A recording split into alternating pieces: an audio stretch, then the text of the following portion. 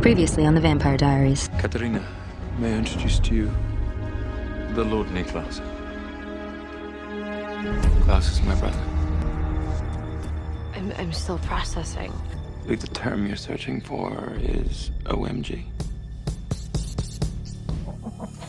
Hey, what's up you guys, it's me Luke and welcome back to another video, or if you're new here, welcome to my channel. If you're new here, I've been posting a deep dive and recap series on the Vampire Diaries where we delve into the plot, mythology, characters and relationships and plot holes throughout one of my favorite shows of all time. I've been a fan of the Vampire Diaries since it first aired in 2009 and I rewatch it every year. So at the start of this year, I started a recap series on the Vampire Diaries. We have already done all of season 1 and most of season 2. Today we are doing season 2 part 3 because the way that I split this show up, with it being a 22 episode season of 40-minute episodes, there's just so much that goes on and I wanted to be able to discuss a lot of the details. I split each season up into 3 videos based on the 3 distinct chapters within the show. Today we'll be discussing the last 7 episodes of season 2 from episode 16 through to episode 22. So if you haven't watched my previous videos on season 2 or even season 1, I will link the playlist down below, and I'll also give you a little bit of a refresh before we really get into discussing these episodes. And if this format looks familiar to you, giving credit where credit's due, it is inspired by Mike's Mike and Jenny Nicholson, legends here on YouTube. But without further ado, you guys, let's get into it because I am really excited to discuss these episodes. Season 2 is my favorite season and the end of this season is just so well done. There's just so much to discuss. And I did want to remind you guys that this series is for anyone to watch, those who have watched the Vampire Diaries as like a trip down memory lane, or those who haven't, who want to know what went down and just have, I don't know, something entertaining to watch. Listen to me explain it because it is so convoluted, but I don't spoil things ahead. I spoil them as they happen, I guess. I really take you through the show, so just want to let you know that. Also, these videos are really long. I do put timestamps in the description. If you can't finish the video in one go, you can, watch me talk about like 2 episodes and then come back and watch the rest or what have you. I also include clips and overlays to immerse you further into the show so you know what's going on and you really get to enjoy those visuals because the show does have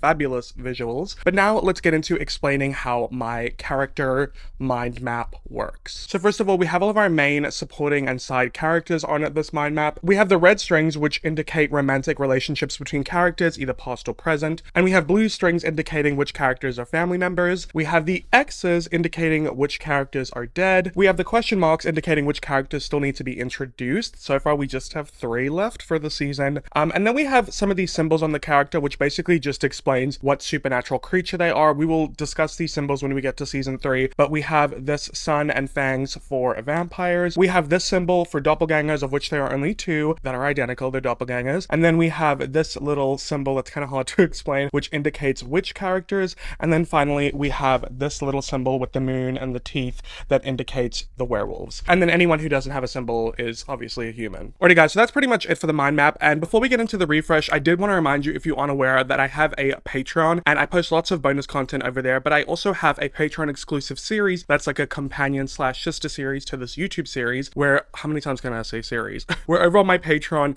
we do scene breakdowns where I watch scenes with you guys, usually pertaining to a specific character or storyline. So I've already uploaded 3 videos at the time of recording this for season 2. One about Caroline's transition into a vampire, one about Catherine's return to Mystic Falls, and one about Damon's struggle with his humanity. So I will link my Patreon down below if you would like to go ahead and enjoy those scene breakdowns. I love filming those videos. They're lots of fun. And yeah, if you need more Vampire Diaries content, that's where you can find it. Alrighty guys, so getting into a refresh, I'm not going to obviously refresh season 1 because we're like all the way into season 2, but just to like refresh where we left off, because I know it's been a couple weeks since my last video would have came out. So basically, beginning of season 2, Catherine comes to town. She's causing a ruckus. She's trying to break Stefan and Elena up because she wants to get back together with Stefan, but she also has like some weird secret mission going on where she's involved with Mason Lockwood, who is Tyler Lockwood's werewolf uncle, and she just does a lot of crazy shit. She turns Caroline into a vampire. She makes Tyler trigger his werewolf curse. She compels Elena's Aunt Jenna to stab herself, and things just get really messy, and the gang is fed up. So by the end of chapter 1, they take Catherine down and end up locking her in the tomb, which is like, from season 1, that's where they all thought she was, but she never was. So it's like kind of like a full circle moment. Something else that Catherine was after, which was partially why she was dating Mason Lockwood, is this relic called a moonstone. And Elena and Damon, when they go with Rick to his ex-wife, Isabel, who's like a vampire, who is also Elena's birth mother, because Elena was adopted. See what I mean by convoluted? They go to her research university to learn information and they discover something called the Sun and the Moon curse. This is kind of like a big thing throughout season 2. So basically the gist of it is, you know, werewolves are slaves to the moon and vampires are bound to the sun. So whichever species breaks the curse first, they get that part of the curse lifted for them, and then the other species is stuck with it. So there's a lot of infighting with that, you know, especially with the werewolves. There's like these werewolves that come to town, Jules, Brady, and their friends, who try and convince Tyler to go against his friends. They want to kidnap Elena, but then when Tyler finds out what's really going on, he backs out and leaves town with Jules. He also has something going on with Caroline, but you know, he kind of betrayed her. Details.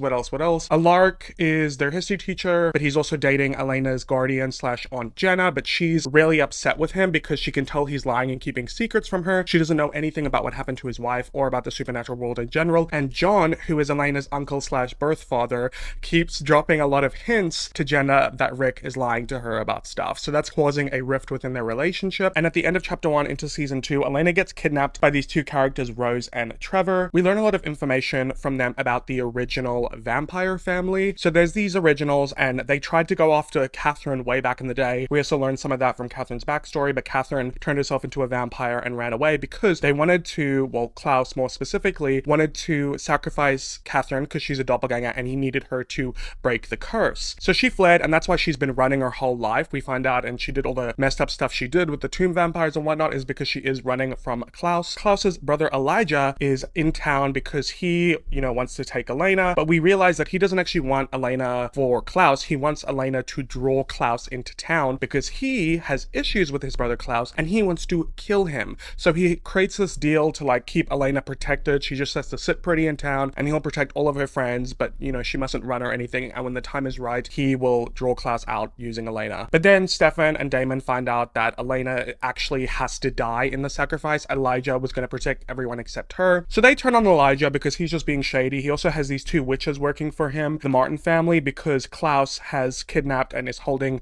their family member, their sister and their daughter hostage. And yeah, they were helping Elijah protect, you know, all of Elena's friends and stuff. But then Damon ended up getting Rick to stab Elijah with a dagger coated in white oak ash, which Elena read from her ancestor John Gilbert's book Could Kill an Original. But you know, Damon didn't read it properly because he was set up by Elena's birth father John, who was actually just trying to get him killed, and Catherine was kind of in on it too because she's actually working with John and Isabel and they helped her get out of the tomb because she was compelled to stay in there by Elijah. But when Elijah died, for lack of better terms, he's not actually dead, he's just like in a slumber, she was able to get out of the tomb because her compulsion broke. That's another thing, original vampires can compel other vampires, so now some of these vampires are starting to drink vervain. Yeah, so they kind of flop the first time they try to kill Elijah, but then when Elijah comes after Elena, she tricks him and actually does stab him and leaves the dagger in, so now Elijah is dead. Oh my god, is that everything? You guys, that was a lot. It just gets more convoluted as we go, but I really wanted to give you a proper recap, but I fear you may be more confused than before I started. But anyway, getting into chapter 3, the final part of season 2 of the Vampire Diaries, I have self-titled this chapter of episode 16 to 22 as Satan Klaus is Coming to Town. Isn't that funny? I could fear that it's not. Look, I don't really care about Christmas, but I figure since we're like kind of close to Christmas, this is kind of funny because like Santa Claus is coming to town, Satan Klaus is coming to town because like he is, I'm not wrong. Anyway, enough of that. That's probably one of my worst titles yet. But without further ado, let's get into it because I'm about to dive in. Alrighty guys, so starting off with episode 16 titled The House Guest. Now brace yourself because this episode is extremely chaotic, but I do love it. So the episode begins with Elena in Stefan's bedroom at the Salvatore house rushing to get ready for school, but he's distracting her, they're making out, it's very sexy. And then we cut to downstairs where Damon's in the living room. Elena is like down there saying good morning to him, and he vamp speeds and pins her against the wall and says, what are you doing, wearing her clothes pretending to be her? You think that's gonna work? And Elena's really confused, like, what are you talking about? And he's like strangling her, and she's like, you think I'm Catherine? And then Stefan shows up and is like, what's going on? And she's like, I don't know, you tell me, isn't Catherine in the tomb? And then we cut upstairs to Elena in Stefan's bedroom. She's looking in the mirror, getting dressed again, changing her outfit, who knows. And Stefan vamp speeds and pins her against the wall, let her pinning against the wall. Stop it, Catherine! Stop what? It's getting really easy being you. I love Catherine. She's so messy boots. So Catherine was actually the Elena who was downstairs talking to Damon, if you were curious. But yeah, she had her hair straightened, was kind of dressed the way Elena dresses. I love this intro scene. So the four of them are talking in Stefan's room. Elena's like, how did she even get out of the tomb? Damon's telling her about Elijah when he died. The compulsion broke off and that's how she got out. And Elena's really not happy about this, but Catherine's like, you guys need me. We all want the same thing. Klaus dead. But Elena is still adamant about not wanting Catherine's help, and she reminds them, she's like, guys, do you even know where Klaus is, when he's coming to town, what he looks like? No. So you need me, because Catherine is the only one who does know what Klaus looks like because of their history together. So over at the high school, Matt's putting up flyers for the grill where he works because there is a live event happening that night. And then Caroline shows up, and I remember there's some like awkwardness between them because they broke up and like he wants to get back together with her, but he can tell she's keeping things from him, which is her being a vampire, and she doesn't want to be with him because she doesn't feel like it's safe, because last time she ended up feeding on him. Anyway, and they have some more awkward banter that I won't really get into, but the gist of it is he says, look, Caroline, you know how I feel, so figure out what you want, and until then, leave me alone. I mean, setting boundaries, fair enough. So Elena gets to school with Stefan, and she is complaining about Catherine, but he's like, you know, she stayed, so maybe she does actually want to help. But Elena's really not happy with Catherine staying at the Salvatore house, and Stefan's like, me neither, how about I go stay with you? And she's like, I can't tonight, I'm having a girls' night because Caroline's having issues with Matt, and Bonnie just lost her powers. Yeah, I forgot to mention that in the recap, but Jonas Martin took away Bonnie's powers when they all killed Elijah, because he needs Elijah to get his daughter back. Speaking of Elijah, in the Salvatore house, Damon is using a flamethrower to try and torch Elijah's body, and Catherine comes down and is like, if he's trying to get the dagger back, he's wasting his time because Elijah's body's indestructible. And he asks her why she didn't warn him that if he used the dagger on Elijah, he would die. Something else I forgot to mention within all the mythology and lore, that only a human can use the dagger on original, because if a vampire does, it will kill them. And she tells Damon that she wanted out of that tomb, and it didn't matter who died in the process. And Catherine pivots the conversation, asking if Elijah ever told them their plan on how to kill Klaus, and then Damon is like joking around but also like seriously threatening to blow Catherine up with the flamethrower, and she tells Damon to be smart and that they can trust her, that she is willing to help, because if she wasn't, then why would she stay here when she could have ran from town, considering Klaus is coming to town and he has been chasing Catherine for hundreds of years, and he wants revenge for her running away all those years ago when he would have performed the sacrifice. So Stefan's informing Bonnie and Jeremy about Catherine being out of the tomb, and he wants Bonnie to go talk to the Martins to see if they knew what Elijah's plan was when it came to killing Klaus. Stefan then leaves, and Bonnie and Jeremy share an awkward kiss because, you know, she doesn't want to be too open yet with their new relationship. She wants to wait till she talks to Elena to see if she's okay with her dating her little brother. And if you're curious about the age range here, it's not that bad. Bonnie is 17 and Jeremy is 16. But it's probably more like a year and a half gap, because I'm pretty sure they're in their junior year, which is 11th grade, and he's in his sophomore year, which is 9th grade. Am I correct in saying that? No, sophomore is grade 10, and then freshman, I don't know. But 16 and 17.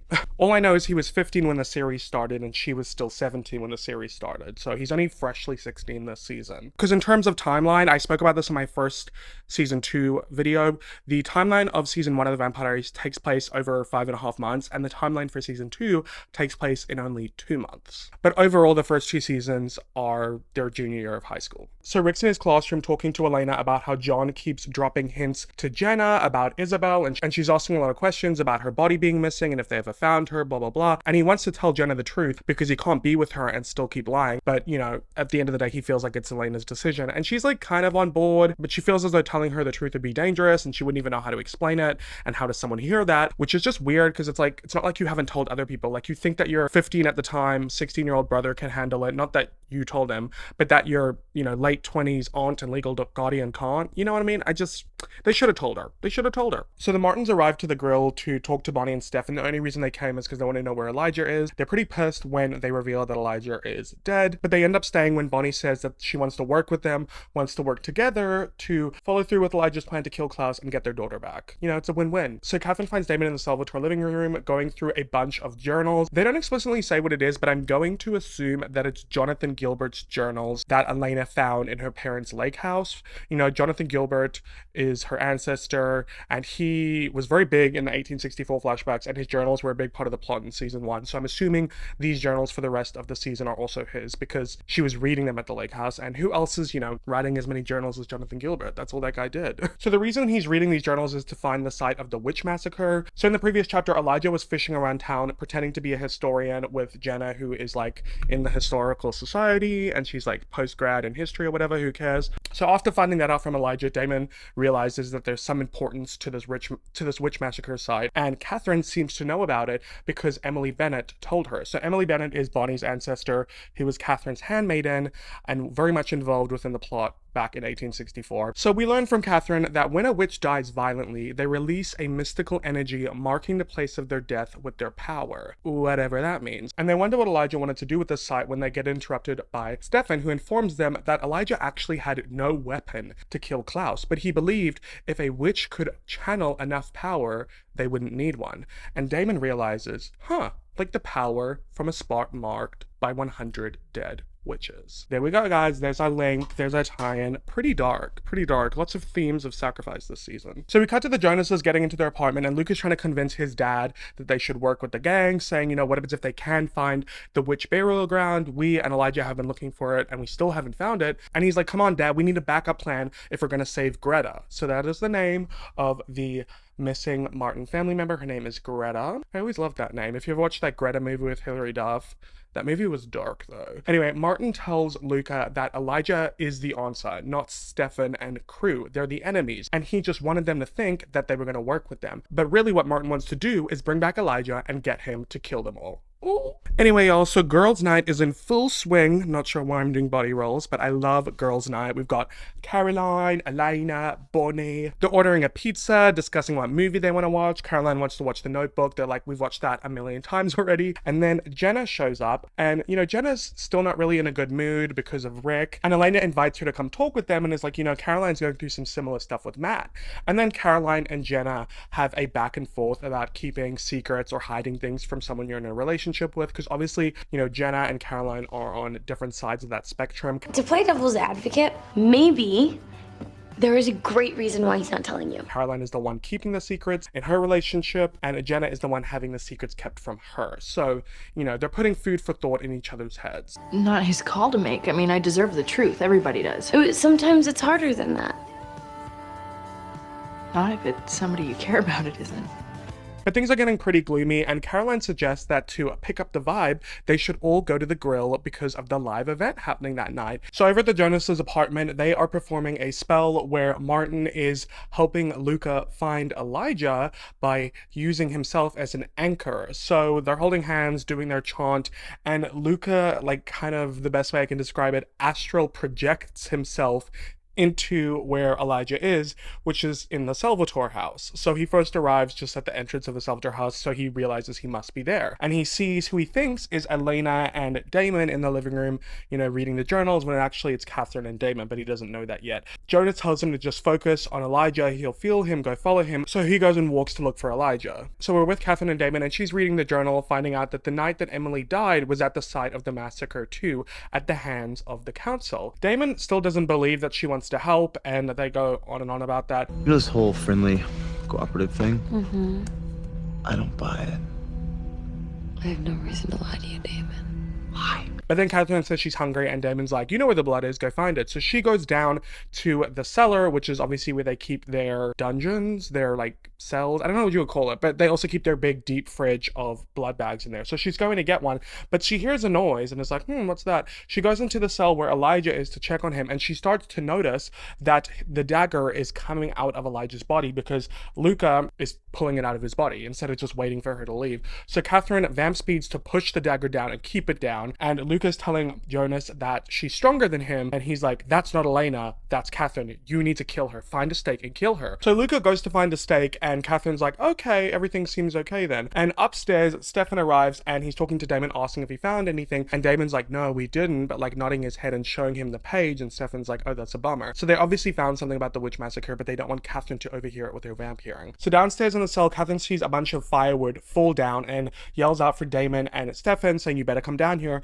They go down there and see that Catherine has been stabbed in the gut by Luca, but remember, he's invisible to them, so they don't really know what's going on. And they start to see the dagger getting pulled out of Elijah again, so Damon grabs the flamethrower and starts torching Elijah's body, which then sets Luca's real body over in the Jonas's apartment on fire. Okay, so Jonas Martin starts freaking out, grabs a blanket to try to take the fire out off of Luca, but it's too late, and Luca is dead. How upsetting for Jonas. He even tries to do like a spell to save him, but it's too late. You know, it's just a little too late. So let's go and pop that bad boy over there. Ugh, short-lived. Such a disservice to his character. Would have been fun to have some more witches around. And honestly, the plan just wasn't good. Luca just should have waited for Catherine to leave before he pulled the dagger out, but I digress. So over at the grill, the girl squad arrive, including Jenna. They're there to listen to the live band, the music. You know, Rick's making eyes with Jenna, but leaving. Matt completely ignores Caroline when she says hi. Things just got real awkward. So Rick finds Jenna at the bar and she's doing tequila shots. They bicker about him hiding things. And she's like, you know what? You think I can't handle this? Last year I was a grad student getting stoned every night. And now I'm a parent. So you don't know what I can handle. You tell him. And then over with Elena and Bonnie, they're trying to encourage Caroline to go talk to Matt, saying, you know, maybe it's not for the best keeping secrets, blah, blah, blah. So Caroline decides to have a bold gesture and goes up on stage when the band finishes their song, grabs the mic and gives a little speech about how she wants to tell a guy how she feels about him, but it's not that easy, so she'd rather sing it. And then she compels the band to let her sing her song and be her backup vocals, and she starts singing Eternal Flame by the Angels, and Candace King's voice is beautiful. Fun fact, she was actually a backup singer for Hannah Montana. Give me your hand, darling. Can you feel my heart beating? Do you feel the same? Do you feel the same? Or am I only dreaming? I watch you when you are sleeping. You love me. Someone I'm such a way. Anyway, Matt comes up on stage, kisses Caroline. Very cutie cute, etc. Moving on. So the Jonas's house, Martin is real mad, and he does a location spell with all those possessions that he had stolen from Elena's bedroom ages ago. And then Stefan shows up to the apartment, breaks the door, goes in, and Jonas is like, he's dead and this is all your fault, so I'm gonna take away what you love most, meaning Elena. And then he gives Stefan a brain aneurysm and leaves, and Stefan clocks the picture of Elena on the floor, putting 2 and 2 together. At the Salvatore house, Damon gives Catherine a blood bag to give her her strength back, but then he stabs her. What the hell? That's for not telling me the dagger would kill me. Next time, goes in your heart. And then she keeps going on about how she's there to help him. It's like this whole back and forth thing. I get it, because like, you know, they can't trust her too easily. That wouldn't make sense. But at the same time, it's very repetitive. And Damon agrees. And he's like, you know, you keep saying that, yet you've done nothing to help. And she reveals that John and Isabel, Elena's birth parents, they want the Salvatore brothers out of Elena's life. And John offered Catherine a deal to get her out of the tomb, that either she stays here and helps kill Klaus, or he will kill Stefan. And Damon's kind of confused, like, okay, well, he still tried to kill me. And she's like, yeah, that's part of the deal. I can only save one of you. And obviously she chose Stefan because she's in love with him. So at the grill, Elena goes to go to the bathroom, but she walks in on Caroline and Matt making out, getting hot and heavy. She goes to leave, bumps into Bonnie and tells her about that. And she's like, oh, how do you feel about that? She's like, you know what? If she's happy, I'm happy. And she's like, well, speaking of happy, how would you feel if I was dating Jeremy, your younger brother? And Elena's like, oh, when did that happen? And Bonnie's like, you know, he's just so great, he's so kind, he's so this. And Elena's like, you know, Jeremy has been through so much in his life, and he deserves someone as amazing as you. I'm cool with it. Oh, very cute, etc. So many people are coming together in this episode. So Elena gets a phone call from Stefan, but she can't hear him with the crowd and the grill, so she goes outside to talk to him. And then Jonas Martin walks into the grill, and Bonnie clocks him, noticing he looks quite angry. Over at the Salvatore house, Damon is leaving to go deal with the Martin situation, and Catherine says she wants to come with to help. And at the grill, Martin asks Bonnie where Elena is, and she won't tell him, so naturally he magically blows out the electricity within the grill. He starts exploding light bulbs, and Caroline and Matt stop making out in the bathroom, and he has to go check on the power outage because, you know, he's on the clock, he works there. And while Caroline's alone in the bathroom having her moment, she gets interrupted by Stefan and Elena explaining what's happening with Jonas, saying that they need her help. So the grill is in a huge commotion. People are screaming, light bulbs and glasses are exploding, and Rick takes Jenna out, saying he's going to take her home. She's worried about Jeremy and Elena, but he says, don't worry, Stefan's got them. She leaves anyway. Some parent you are. And Bonnie continues pleading to Martin, like, please, we can help you, I'm sorry, blah, blah, blah. But then he just explodes a bunch of glasses with alcohol in it and then sets them on fire. So it's honestly like the grill is being wreaked with havoc at the moment. He also puts his hands on Bonnie's head and magically makes her pass out and leaves, but then Bonnie gets found by Matt and he helps wake her up. Elena and Stefan find Jonas, and Elena's trying to apologize to him and saying that they can still help him get his daughter back, but he's not having it. He just sets more stuff on fire and he's about to lunge for her. But then Caroline, with her vamp skills, comes and lunges on him. She's on top top of him going with her fangs. So Stefan and Elena leave, but then he uses his magic to give her a brain aneurysm and she's on the ground screaming in pain. And then Matt shows up, not understanding magic or supernatural stuff, thinking that he's hurting her.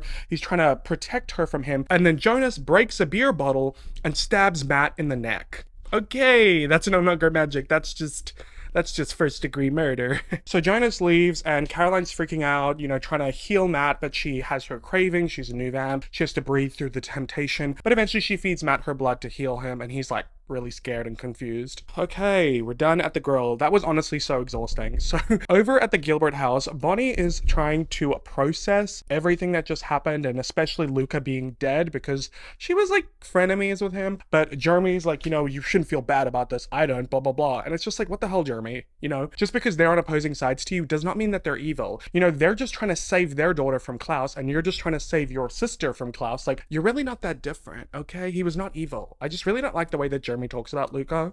It bothers me, okay? I don't see what they were doing was wrong. I mean, they crossed the line now, you know, with Jonas stabbing a teenager, an innocent teenager in the neck with a glass bottle. But before that, they were okay. Bonnie also talks about how she just felt so useless because she doesn't have her powers, which is kind of sad how she puts all her self-worth into her magic. But anyway, Stefan and Elena show up to the house and Elena's like, he'll explain everything and goes upstairs to wash her hands and stuff. And Stefan is asking if they checked the house to make sure that nobody was there. And they're like, why would we do that? And then we see Elena up in the bathroom washing her hands and Jonas Martin comes out from behind her and tries to attack her. But then Elena flashes her fangs and drinks his blood. So it was not actually Elena, it was Catherine. I love this. I love when they do the body pretending swap thing and like you don't really know, because she played the part real well. She even had Elena's necklace, which is how you can always tell. Like if Catherine's pretending to be Elena but she doesn't have her necklace, it's obvious, but she had her necklace. Okay. So anyway, Stefan and Bonnie show up and Jonas is suspected dead on the floor. Bonnie's like, you didn't have to kill him. And she's like, yeah, we did. So she's going to like close his eyes, you know, the nice thing people do. But then he wakes up and grabs Bonnie's head and she's like screaming in pain. He's like doing some sort of spell. And then Stefan snaps his neck and kills him and Catherine stomps on him to make sure he's dead. So another one bites the dust. So downstairs, Elena's asking Damon how they convinced Catherine to help. And he says it was her idea. And then Catherine and Stefan come downstairs and Catherine gives Elena her necklace back. Elena's being really rude, like, you better get her out of here before Jenna gets here. And Catherine's like, is that all you have to say to me? This doesn't change the way I feel about you. I don't much like you either, if we're gonna be open. I'd be happy to see you dead, but if we're gonna try to take on Klaus, we kinda need you to be alive. So I'm not a threat to you, Elena. So at this point, it kind of seems like they're gonna start trusting Catherine. I mean, we know for a fact that Catherine wouldn't kill Elena because, you know, Klaus needs Elena for his ritual, which Catherine doesn't care about Elena, but she'd rather Klaus kill her for the sacrifice and be done with it than her do it. So I need to stop waving this around. So upstairs in Jeremy's room, he's talking to Bonnie and I really hate how far apart they are on the map. I digress. And he's really worried about her because the only witch who could give her her powers back is dead. And she's like, doesn't seem to be too fussed about it. And he keeps going on and on about it, rambling. She shuts him up with a kiss, as you do. And she makes the lights flicker in his room. So he realizes, but she's like, shh, because she doesn't want other people to know. And Bonnie tells Jeremy that when Jonas grabbed her before he died, he gave her her powers back. Because Jonas wants Bonnie to kill Klaus and he told her how. So that means like when he grabbed her, he like telepathically, like, you know, gave her a message. I don't know, I like that. That was cool. So next scene is set in Damon's bedroom. He's laying on his bed and Catherine shows up. She's in like lingerie and a robe. Her hair is thick and luscious and curly. She's like, oh, she's so sexy. I love this scene. Goddamn. Goddamn. Anyway, Damon is reading Jonathan Gilbert's journals, trying to figure out how the town knew that Emily Bennett was a witch, and Catherine reveals that she's the one who turned her in because she doesn't like loose ends, which is honestly just so messed up after everything that Emily Bennett did to protect Catherine and like the debt she had to her and how she helped make sure the Salvatore brothers turned. Like, I don't know. Emily Bennett was so done dirty. The witches just are, especially if they're black. What's up, Julie Plec? But Catherine says to Damon that what she can't figure out is why he won't tell her where the site of the witch massacre is, but he just doesn't respond. And then Catherine starts flirting with Damon. She's like doing the sexy curl up all up in his girl. She's like, you were really mean today. You hurt me and you were very rough. You deserved it. I like this, Damon. She gets so turned on when Damon like is mean to her, like stabs her and is rough and rude. It's, I don't know if vampires can have therapy, but Anyway, she's like just about to kiss him, like their lips are like about to touch, and he tells her, Catherine, there are 6 other bedrooms in this house. Go and find one. And he like throws her off of him. This is just like one of my favorite Catherine scenes, like just for the hot factor. Like she's so hot in this scene. Anyway, but it's also an important scene for Damon because it's kind of like him resisting the temptation, the manipulation. Like he does not let Catherine have power over him anymore. So good for you, slay. So Matt wakes up in Caroline's house after she like healed him, and he is freaking out about what's going on. He's not handling it well when she tells him like that she's a vampire, but she'll explain it to him. And you're gonna understand why I had to keep it from you, and we're gonna be fine. We'll be fine? Yes, because we're together and we love each other. He's like trying to micromanage the situation, and he's freaking out like, vampires, what? Oh my god, Vicky, because his sister Vicky, who died in season 1 when she was in the hospital, got attacked in the woods, said it was a vampire, and he didn't believe her. And then he's like convinced that Caroline is the one who killed his sister. He's like, what did you do? And she's like, that wasn't me, what are you talking about? And he just freaks out and leaves. It's What did you do to my sister? Nothing, I swear, nothing. What did you do? Nothing, Matt, you have to calm down. It's messy. I didn't get why she didn't just grab him and compel him. So Elena's in the Gilbert house kitchen with Jenna, eating some ice cream, you know, talking about how it was such a crazy night. And then the doorbell rings and Jenna goes to answer it, and it's Isabel at the door, you guys. Oh my god. I'm Elena's mother.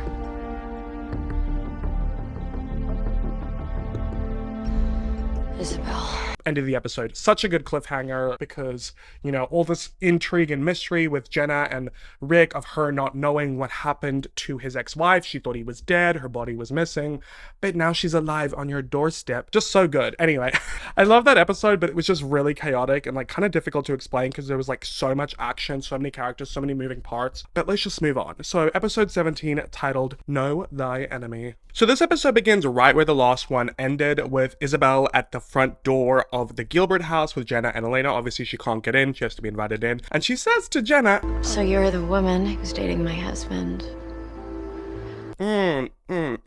No, I don't know about that. Considering you guys are separated, like you were presumed to be dead. Anyway, you know, she's just being messy. And she's like to Elena, it's so good to see you again. And Jenna's like, again? Realizing that Elena knew about her, has met her, has seen her. And Isabel wants to be invited in so she can talk to Elena about something important. And Elena's like, don't invite her in. She slams the door in her face. And Jenna is gobsmacked. She realizes that Elena and Rick, they've all been lying to her about this whole Isabel situation. And she feels really betrayed. She goes and locks herself in her bedroom and is crying by the door. Elena's trying to talk through it. It's really messy, and honestly, it's about to get a lot messier for you, Jenna, so strap in for the next few episodes. So over at the Salvatore house, Damon and Stefan are discussing the return of Isabel when Catherine bumps into them, and she suggests that it's better not to tell Isabel that she's in town, and when they ask why, she says, because John won't be happy to hear that she stayed in town after they helped free her out of the tomb, and they're like, why do you care? Catherine says that she's switching alliances because Team Salvatore is Team Kill Klaus, which is what she wants to do, whereas Team Isabel and John is Team Get Rid of the Salvatore brothers, so she's switching sides. Anyway, I don't really know if that made sense, but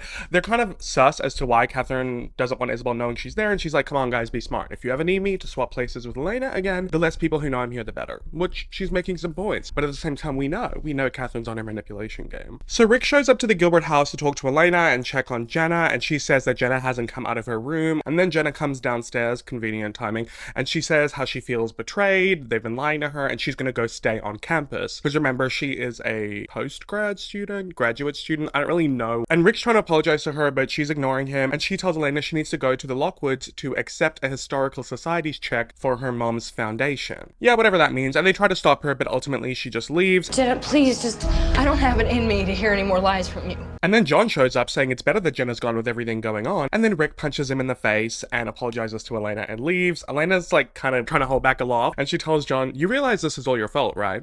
Which, yeah, kind of sort of true, because he forced the truth onto Jenna against everyone's wishes, because he was going against Rick, because he wanted his ring back, and who knows why John does what John does. Probably jealousy with Isabel. I don't know, because John's actually slept with Jenna. Frig, I should have put a red line there. Oh well, who cares? But yeah, I mean, at the same time, why is 16-year-old Jeremy strong enough to know the truth, but your legal guardian, Aunt Jenna, is not?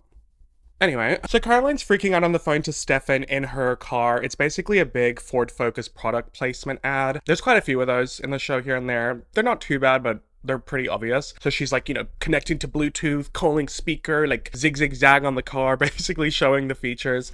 She's basically freaking out to Stefan about Mr. Matty Blue Eyes and how he knows the truth about her being a vampire and he ran away before she could compel him, and now she doesn't know where he is and he's not answering her calls. But then she remembers that Matt is catering at the Lockwood event that day, so she's gonna go try find him there and compel him. And Stefan's like, cool story. Basically, he's her sounding board. They're like friends, whatever. So John goes up to Elena's room and tells her and Stefan to come downstairs because he has something important to tell them. And when they go there, they see Isabel sitting in the dining room. And Elena's really pissed that John invited Isabel in, but he says that she has some information about Klaus. Okay, I'm just gonna like read this off the script because this is like some, what do they call it? Exploratory dialogue? Info dump in a way? I don't know. Isabel says that since she was lost in Mystic Falls, she's been doing everything to find Klaus before he finds Elena, but she never found him. And now that there are rumors flying around that a doppelganger exists, so any vampire that wants to get a favor from Klaus will be looking to capture Elena. And Elena's not really buying Isabel trying to save her life because the last time she came to town, she made it pretty clear she doesn't care about her. But John says that she has been helping Elena all along. John says that Klaus has been obsessed with finding Catherine for centuries, and when the tomb vampires got out, you remember back at the end of season 1, if any of them spread the news of Catherine being alive, it could have brought Klaus right back to Mystic Falls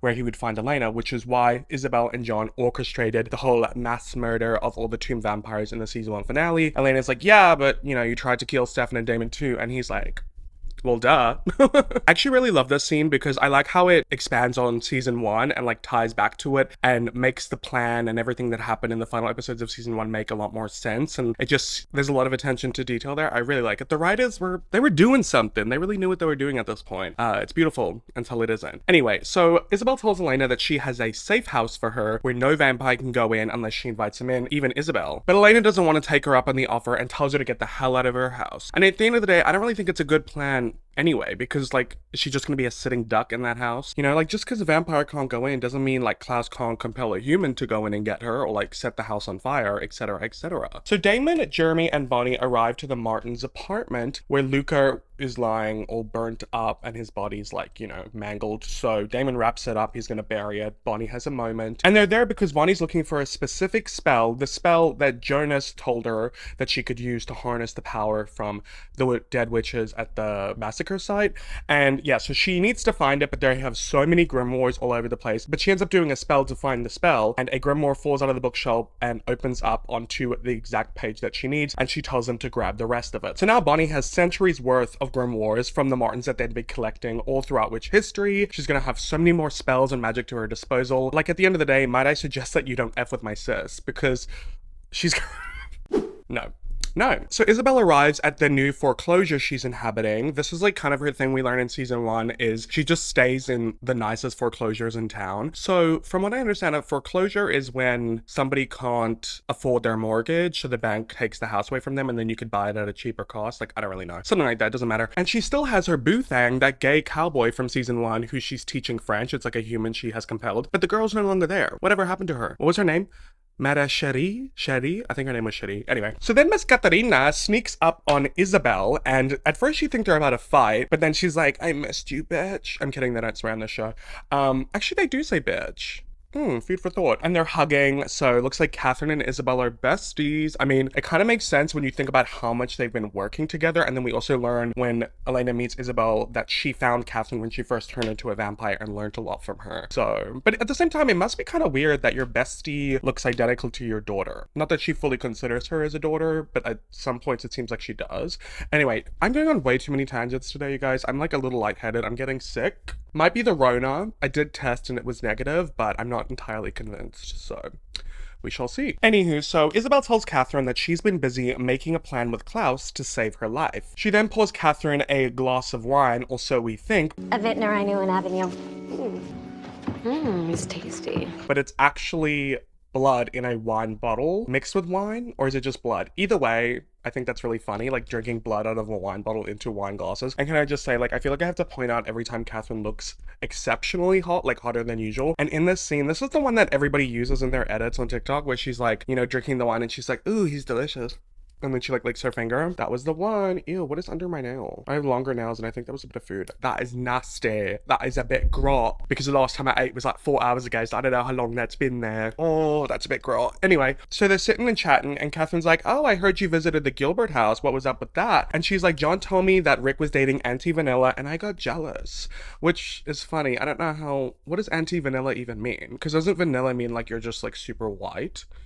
Like a stereotypical white person, but anti-vanilla means that she's the opposite of that. I don't really know what you're saying, Isabel. Is this just like, stop focusing on the details that aren't important. And Catherine tells Isabel that she must have John wrapped around her finger if he invited her in. And Isabel says that John thinks that she's working with him to protect Elena. So he's been very useful to her by keeping her informed. So there you go. That's like supposed to be a twist that Isabel is lying and not helping Elena. Is anyone actually shocked? I don't know. Isabel is such a flip-flop character. Like in some scenes, it seems like she cares about Elena. In other scenes, it seems like she doesn't. I guess it kind of depends who she's talking to. Let's not get ahead of ourselves. So Isabel tells Catherine that she couldn't find Klaus, but she did find someone in his trusted circle, one of his witches, who said that Klaus is willing to grant Catherine her freedom if they deliver Klaus the Moonstone and the Doppelganger. And Catherine's all in. She says she'll find the Moonstone, and they got the Doppelganger sitting pretty. And Isabel's like, you know, you'll be betraying yourself, sure, boys. And Catherine basically just says she has no faith in them killing Klaus anyway, so she would rather maximize her joint slay with Isabel. I love these girlies working together, I must say. And this is like kind of the, oh yeah, this is literally the only season in the entire show that we get with Catherine and Isabel, which is actually really sad when you think about it, because having two evil vampires that like are just always looking hot and serving, like causing a ruckus and like manipulating people, like that would be so fun. Missed opportunity.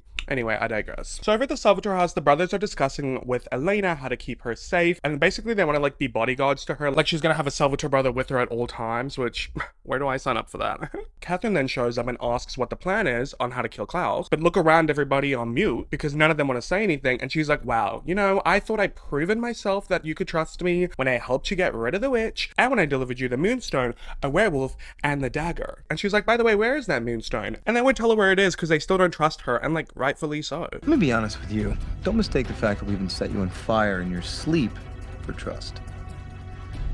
Fine. Be that way. So over at the Lockwood house before this like charity event, whatever it is, who knows, who even cares at this point, I can't keep track of the events. Carol Lockwood, the acting mayor since her husband died, and Sheriff Forbes are discussing the burnification of the grill and how they still haven't found what caused the fire, but there was blood at the scene, so they're wondering if it was a vampire. Caroline then shows up asking if Mrs. Lockwood has seen Matt. She hasn't. She asks if she's heard from Tyler. She hasn't. Who's to care? You know, Caroline then talks to Stelena about Matt, and she's freaking out because she doesn't have control over the situation. I was supposed to explain it to him, and he was supposed to understand because he loves me, and it would be okay, and blah, blah, blah. The way she's talking about it is so weird. She doesn't deal well. She doesn't deal well when she's out of control. So Damon takes Jeremy and Bonnie to the site of the witch massacre. Remember, he knows where it is because he tried to save Emily Bennett from her demise way back in 1864 when Catherine sold her out. So they go there. It's this giant abandoned house slash mansion in the middle of the woods. I'm not really sure how that works out. They go in there, and Damon gets stuck. He can't move, and he's in like a ray of sun, and then the sun starts burning him. So the witch spirits are making him stuck and messing with his daylight ring. So Bonnie helps free him, but is like, the witch spirits don't want Damon there, so he goes to wait outside. So Catherine's in Damon's bedroom rummaging through all of his things, trying to find the Moonstone. She actually finds some cash, like a wad of cash, and just stuffs it in her bra. Queen behavior. And then the last place that she's looking is in the fireplace, and she still doesn't find the Moonstone. Her hands are all dirty, so she goes to the bathroom to wash her hands. And she washes her hand with a bar of soap that was in a bowl of other bars of soap. And she has a moment, and she smiles to herself, and she digs through the bowl of soaps where she finds the Moonstone. Yes, ladies and gentlemen, in this ginormous Salvatore boarding house that has like 12 bedrooms and God knows how many living rooms and whatnot, Damon chose to hide the Moonstone in a bowl of decorative soap. It's still funny to me all these years later because you literally couldn't hide it anywhere else. Maybe he just thought, I prefer hiding in plain sight. My fourth drink in my hand, desperate prayers of a cursed man. Yeah, so maybe he just thought hiding things in plain sight is better, but I don't know. That was funny to me. To me, it's funny. So Rick's getting in his car where he gets stopped by Isabel, and she wants to apologize to him, but he's not interested. And she's like, well, of course you're not. I compelled you to forget about your feelings for me. And she's like, but I need you to know that I loved you. I loved you so much. And I'm sorry. And then she looks to the side, says, he's all yours, and walks away crying. And this new character, Maddox, stupid name. No offense if your name's Maddox. Yeah, he's a witch. So he incapacitates Rick on the ground by doing the whole around his head. So looks like Rick gets kidnapped. So over at the Lockwood house, Elena accepts the fund from Mrs. Lockwood for her mother's historical society, whatnot. And upstairs, John bumps into Isabel, asks what she's doing there, and she says she's creating a distraction. And then she bites him and starts drinking his blood. Ooh, if only I cared. Downstairs, Elena's speech is interrupted when John's body rolls down the stairs and hits the ground. Stefan is closest, so he goes to check on it first. Then Sheriff Forbes and Carol Lockwood go to check on it. The whole crowd follows. And Elena's standing there when Catherine shows up with her hair straightened and is like, nice dress, mind if I borrow it? And grabs her. I love a Catherine Hijik scene, you know I do. So Carol Lockwood keeps the crowd at bay so that Sheriff Forbes can inspect the body of John. Stefan goes and finds Elena, asks if she's okay, and she's like, yeah, I'm just gonna call Damon. I don't know who to point to because it's Catherine pretending to be Elena, because we see that the real Elena is passed out in the back of Isabel's car. Catherine impersonating Elena is walking out with Stefan talking to Damon on the phone, and he realizes that it's not actually Elena, and he pins her to the car, but then she shoves a vervain dart into his neck and throws him into the bushes. I'm sorry, Steph, but I can't have you following me.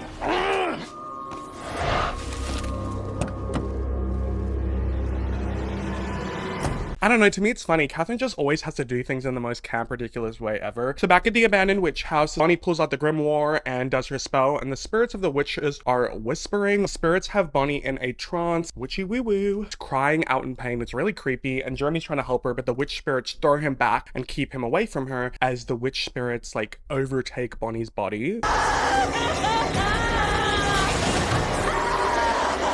It's finally over, Bonnie comes out of it, and Jeremy goes to hug her, and it's clear she's very physically weak after that, I don't know, possession, power traveling through her, who knows. So back at the Lockwood house, Carol Lockwood sends all of the guests home and says that it was a false alarm. Damon shows up, and they're like, Damon, he's dead, and he's like, no, look at this ring. It's a Gilbert ancestor ring that can protect them from supernatural death. He'll be fine, just come up with a cover story. Okay, and then he drags his body away. Liz is then outside talking to her deputies to inform them it's a false alarm. Then Matt shows up and tells her that he wants to talk to her about her sister Vicky and how she was killed by a vampire and how she covered it up. And Matt's getting really intense. He tells him to calm down. He doesn't. She pins him to the car and arrests him. Slay. So Damon drops John on the floor to the entrance of the Salvatore house. He goes to his bathroom to change his shirt and wash his hands. And when he does, he looks at the soap dish, notices something's different about it, pulls out all the soaps, and realizes that the moonstone has been stolen. So while Isabel's driving, she gets a call from Catherine, who was at her house, and she apologizes to her, saying she had to do what she was told because he wanted the moonstone and he wanted Catherine. Then Catherine gets incapacitated by the witch Maddox. So Caroline gets home while leaving Matt a voicemail, but he's already inside there, saying that his mom arrested him but then just brought him to the house to cool off, but then she got called in to go back to the police department, whatever. Caroline's asking if he told her mom anything, and he says no because she probably wouldn't believe it, and Caroline asks why he stuck around then, and he says because he needs to know about Vicky. So Bonnie and Jeremy are leaving the abandoned witch house, and he's trying to find out what the witches told her, and she says they just gave her a warning because it's a lot of power to be channeling, and he asks exactly how much power can she draw from 100 dead witches, and then Bonnie shows him by literally changing the weather. We haven't seen something this intense before. Like, the day was all sunny and stuff, and then all of a sudden it's dark and cloudy, and there's thunder and lightning, and the leaves are blowing all over the place, and it's crazy. It's so cool. I love it. And then Jeremy pulls her out of it, and he's pretty impressed. I mean, I would be turned on too. That's pretty sexy.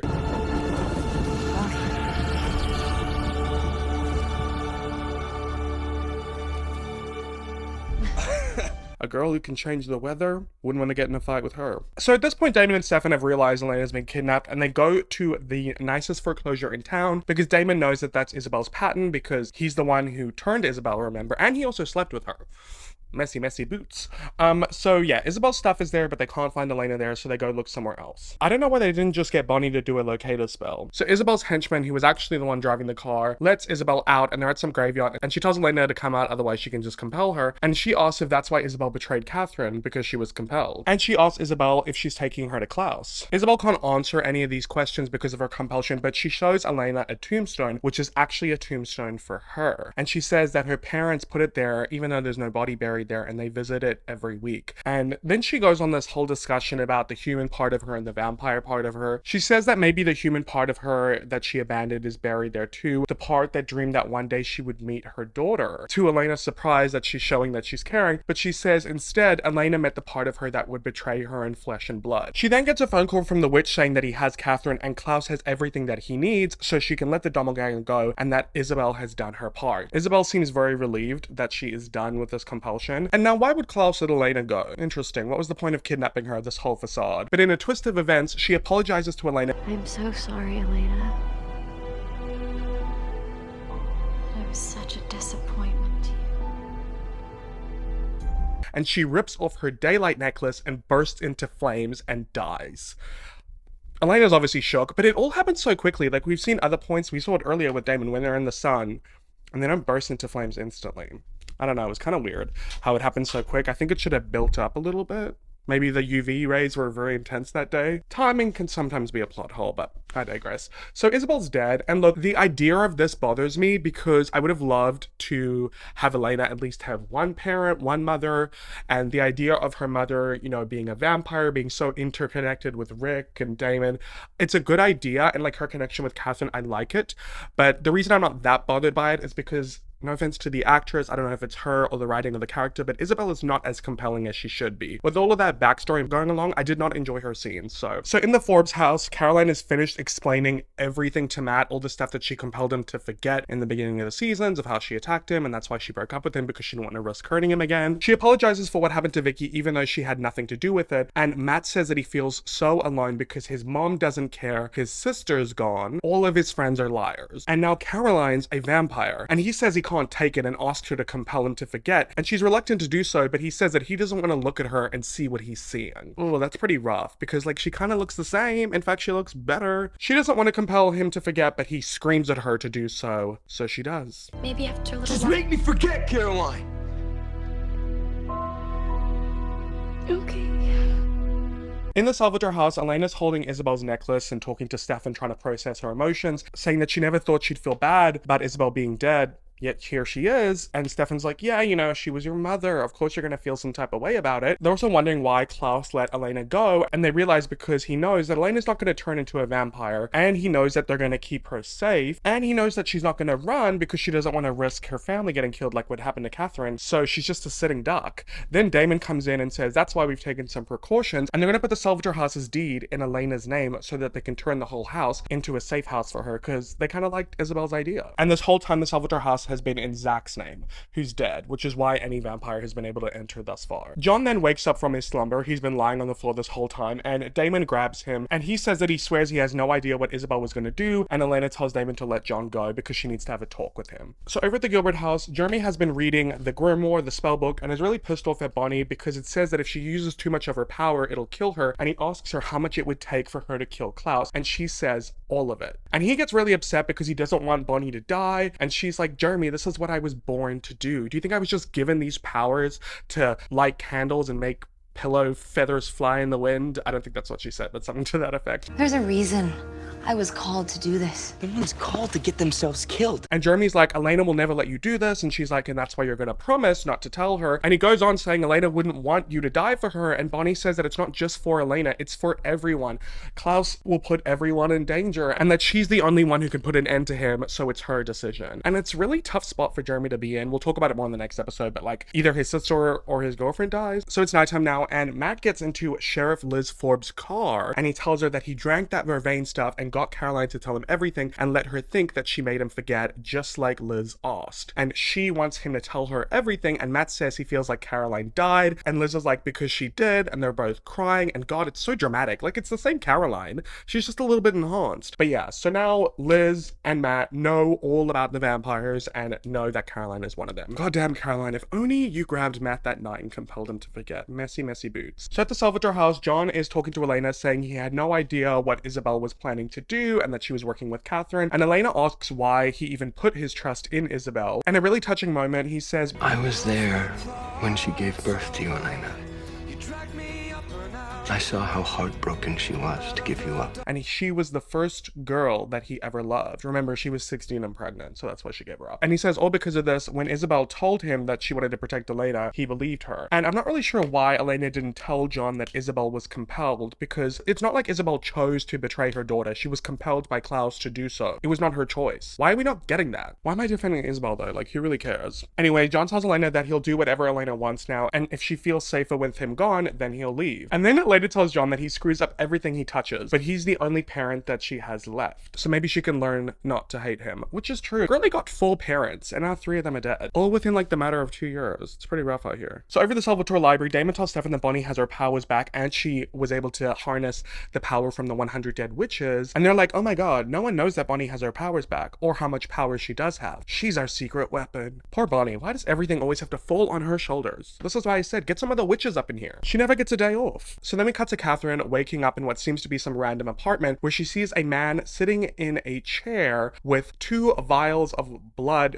on either side of him being, what is the word? There's like tubes going into his arm, and then there's the witch Maddox with his hands around his head performing some spell. It feels like dark magic.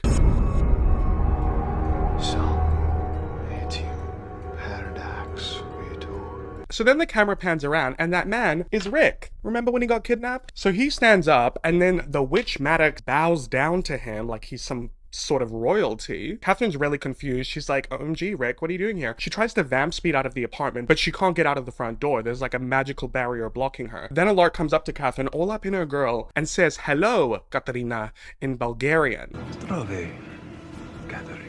Which is where Catherine is originally from. And he grabs her face and says he's missed her. And then Catherine realizes that it's Klaus in Rick's body. I've missed you. Gooped and gagged. I remember when I first watched this. At this point in the show, they hadn't introduced people jumping into other people's bodies before. So I was truly not expecting this. Gag of the century. But it kind of bothers me at the same time because like the first time we're meeting Klaus, he's not in his own body, so it doesn't have the full effect. But we're not with Klaus in Rick for too long. Anyway, that is the end of that episode. I actually really enjoyed that episode. It was kind of fun having Isabel seem like she was the villain, but then she wasn't. But now she's gone. Moving into episode 18, titled The Last Dance. Alrighty guys, so it's a few days later. I have actually come down with some sort of sickness. I thought it was COVID, but all the tests came back negative, so it must be something else. I'm starting to feel better, so I wanted to film again. I do apologize if I sound nasally. I'm gonna try keep the sniffing to a minimum, but today we're gonna get to episode 18, titled The Last Dance. So that's kind of why I have this get up going on. This is like in season 1 where they had the decade dance, but it was set in the 50s, except for season 2 we have the decade dance set in the 60s. What I know about the 60s is like saturated colors, hippie vibes, but this is how I decided to dress up. I have this shirt that I got from like a thrift store or a vintage store forever ago, and I just love the pattern and the color at the time. I was really into yellow. It's definitely too big for me. I checked the label after I bought it, and it is from the Target plus size women's section from like a decade ago, so that's probably why it's, you know, a bit of an awkward fit, but that's okay.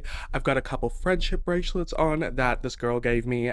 Shout out Maddie at my screening for the Eras Tour movie, so that's pretty fun. And the hair, it's a bit different. I put a headband on. Oh, I'm not sure how I feel about it. Usually I try to conceal the forehead, but I'm trying to get better with my insecurities. Anyway, I also added this little disco ball thingy. It's like a mini one that I stole from a club when I was drunk, so they're not gonna miss it on Halloween, and I thought it would be fun, you know, fits the theme. But anyway, enough of that. Let's get into this episode because it's a really fun episode. I always love the dance episodes, but at the same time, there's something about it that frustrates me, and that's Klaus.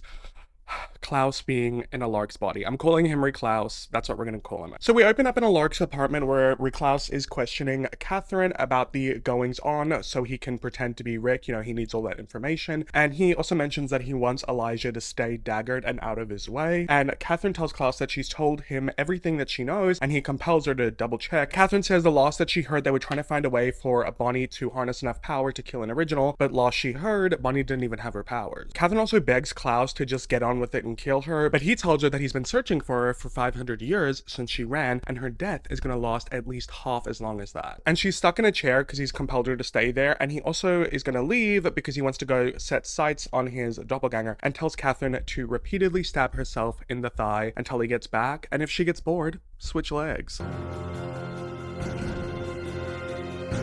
don't look so glum, Katerina. The fun is just beginning.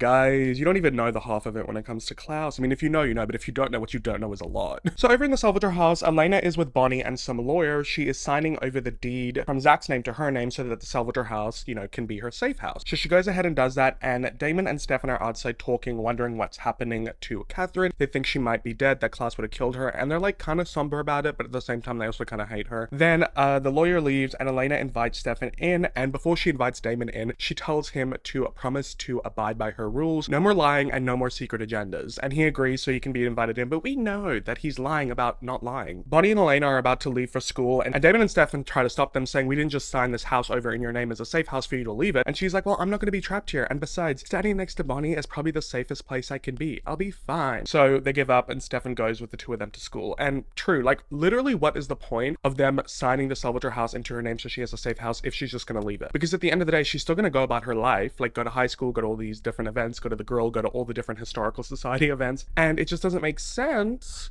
to have this because she's just sleeping there, because at the Gilbert house, Klaus wasn't invited in there anyway, so literally what difference does it make? I don't know. So Matt stops by Sheriff Forbes' house, freaking out about Caroline and lying to her, and you know, there's the dance that night, and she's just like, Matt, just pretend like everything's normal, go with her to the dance, I need to know more. So they have this little secret mish going on. So over in history class, we have Elena, Stefan, and Bonnie. They're like showing each other the poster for the school dance, mouthing to each other like, should we go, blah, blah, blah. And then a lark shows up, but remember, it's Klaus in his body, so Klaus, and he sees Elena and he's like, oh damn, there she is. And he's wondering what they're doing that day because obviously he doesn't know what he's supposed to do.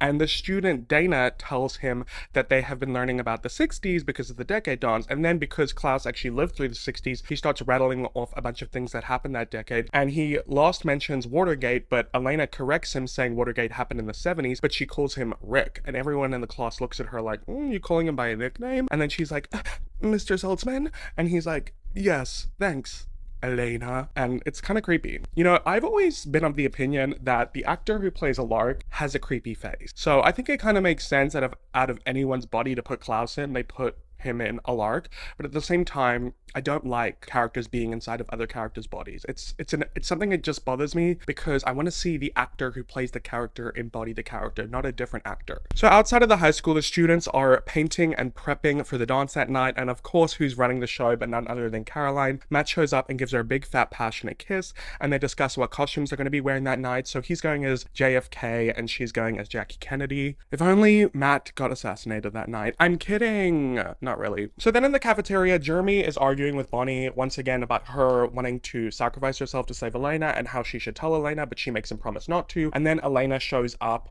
noticing how tense things are between them, and also asks Jeremy how it is living in the Gilbert house alone with John, and he says it's not ideal but leaves. And Bonnie's like, oh, you know, he's just upset because he doesn't want to dress up for the dance, and she kind of plays it off. So these two are chatting, and then that same student from the history class, Dana, shows up, telling Elena that some really hot guy wants her to ask Elena to go to the dance with him, and Bonnie's like, tell him that she has a boyfriend, and Dana's like, well, why don't you just meet him? He's gonna be at the dance tonight. His name is Klaus. And then they're like, excuse me? And Bonnie's like, where is he now? And Dana says she doesn't know, and they realize that she's being compelled. Dun dun. So the girlies drop by to the Salvatore house to talk to the brothers about Klaus's first move. Damon wants to go to the dance to deal with him, but Stefan's like, how? We have no idea what he looks like. He could be anyone. And then Rick shows up, or should I say Klaus, and he is there because Damon wants to get him to put him on the chaperone list that night for the dance. Oh, they're also talking about how Klaus doesn't know that they have their secret weapon, which is Bonnie, and she feels like she can take him. And Rick's like, are you sure? Like, isn't he the oldest, most baddest vampire of all time? Basically, it's Klaus hyping himself up. And then Bonnie's like, I can take him. It doesn't matter if he's an original vampire. And then Damon tests her by vamp speeding up to her, you know, catching her off guard, and she telekinetically flies her across the room. So naturally, everyone's really impressed with Bonnie's powers and feels like she has what it takes to take on Klaus. But obviously what they don't know is that Rick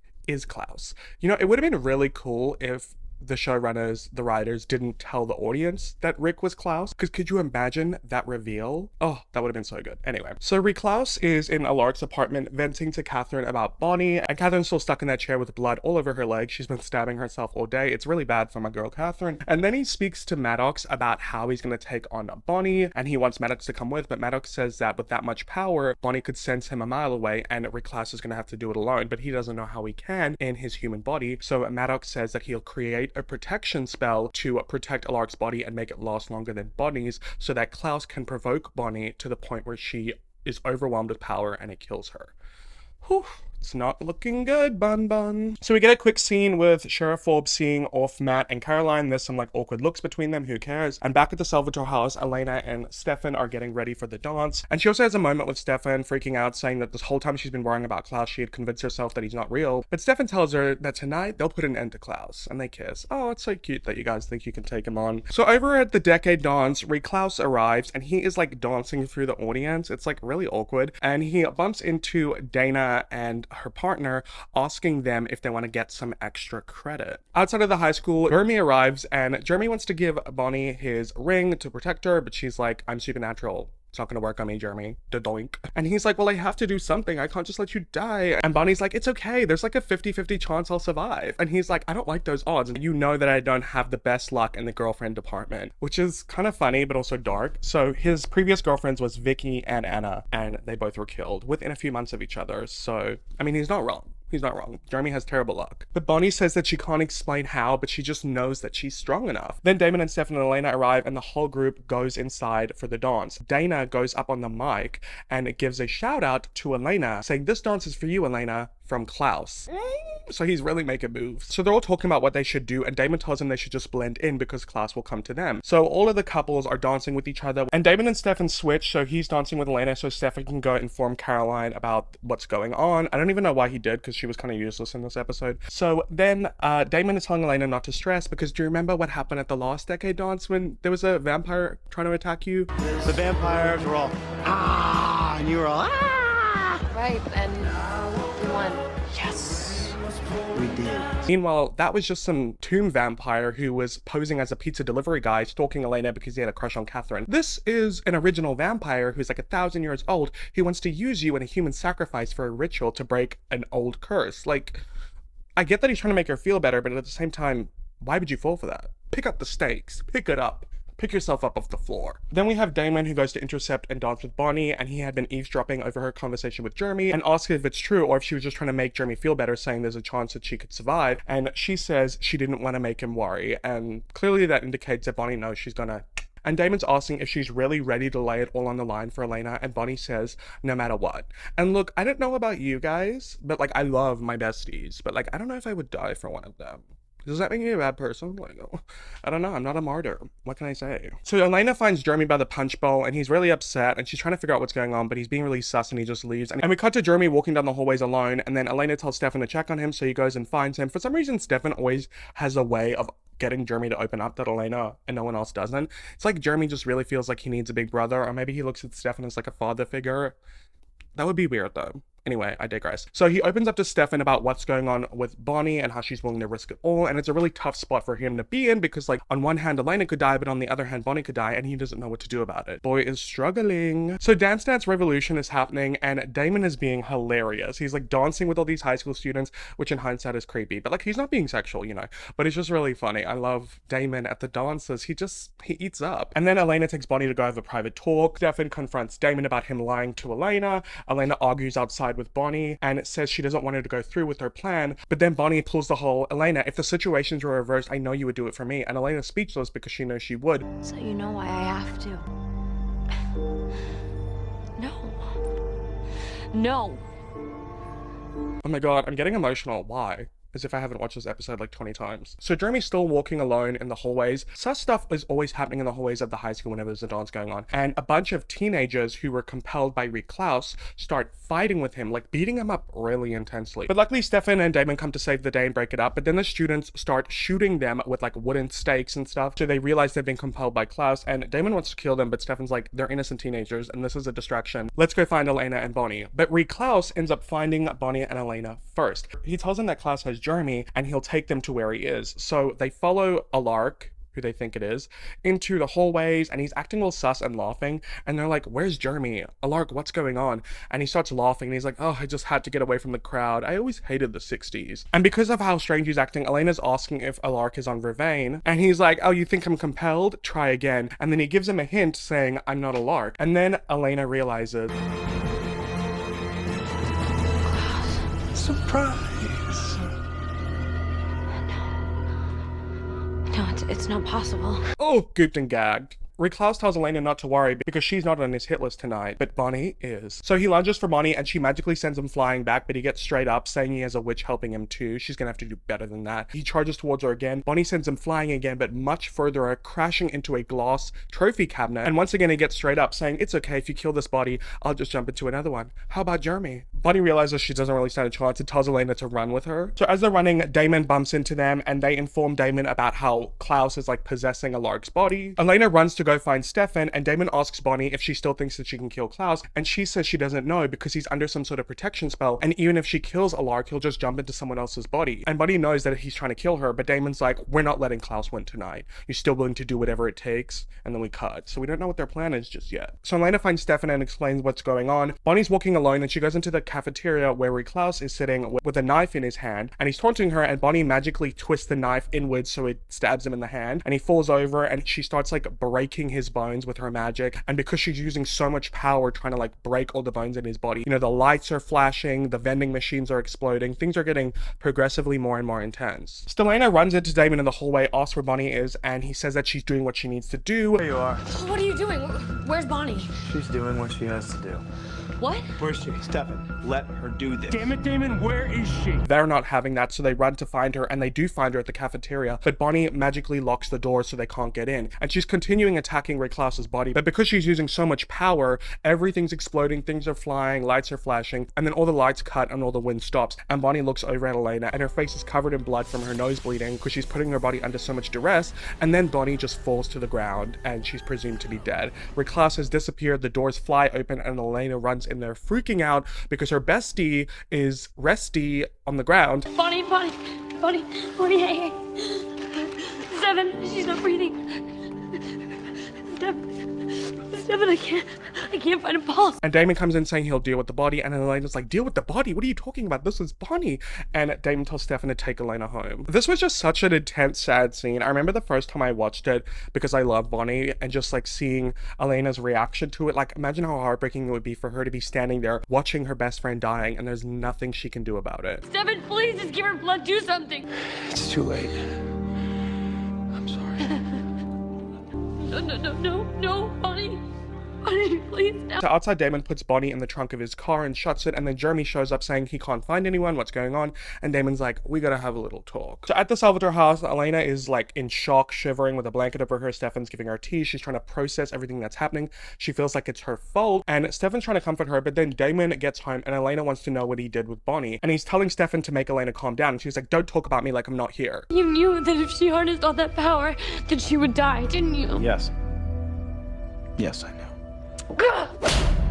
I love a good Elena to Damon slap. I love it. And he tells her that she needs to prepare for what he's about to tell her. We then cut to the abandoned witch mansion where Jeremy lays Bonnie's body down on the ground covered in candles, and we have a voiceover of Damon explaining what happened to Elena. Okay, let me get this right. So he tells her Bonnie had to die. She wasn't prepared for Klaus using a Lark's body, and he wasn't going to stop till he knew that she was dead. They couldn't stop him. He had to believe it, and Elena's reaction sold it.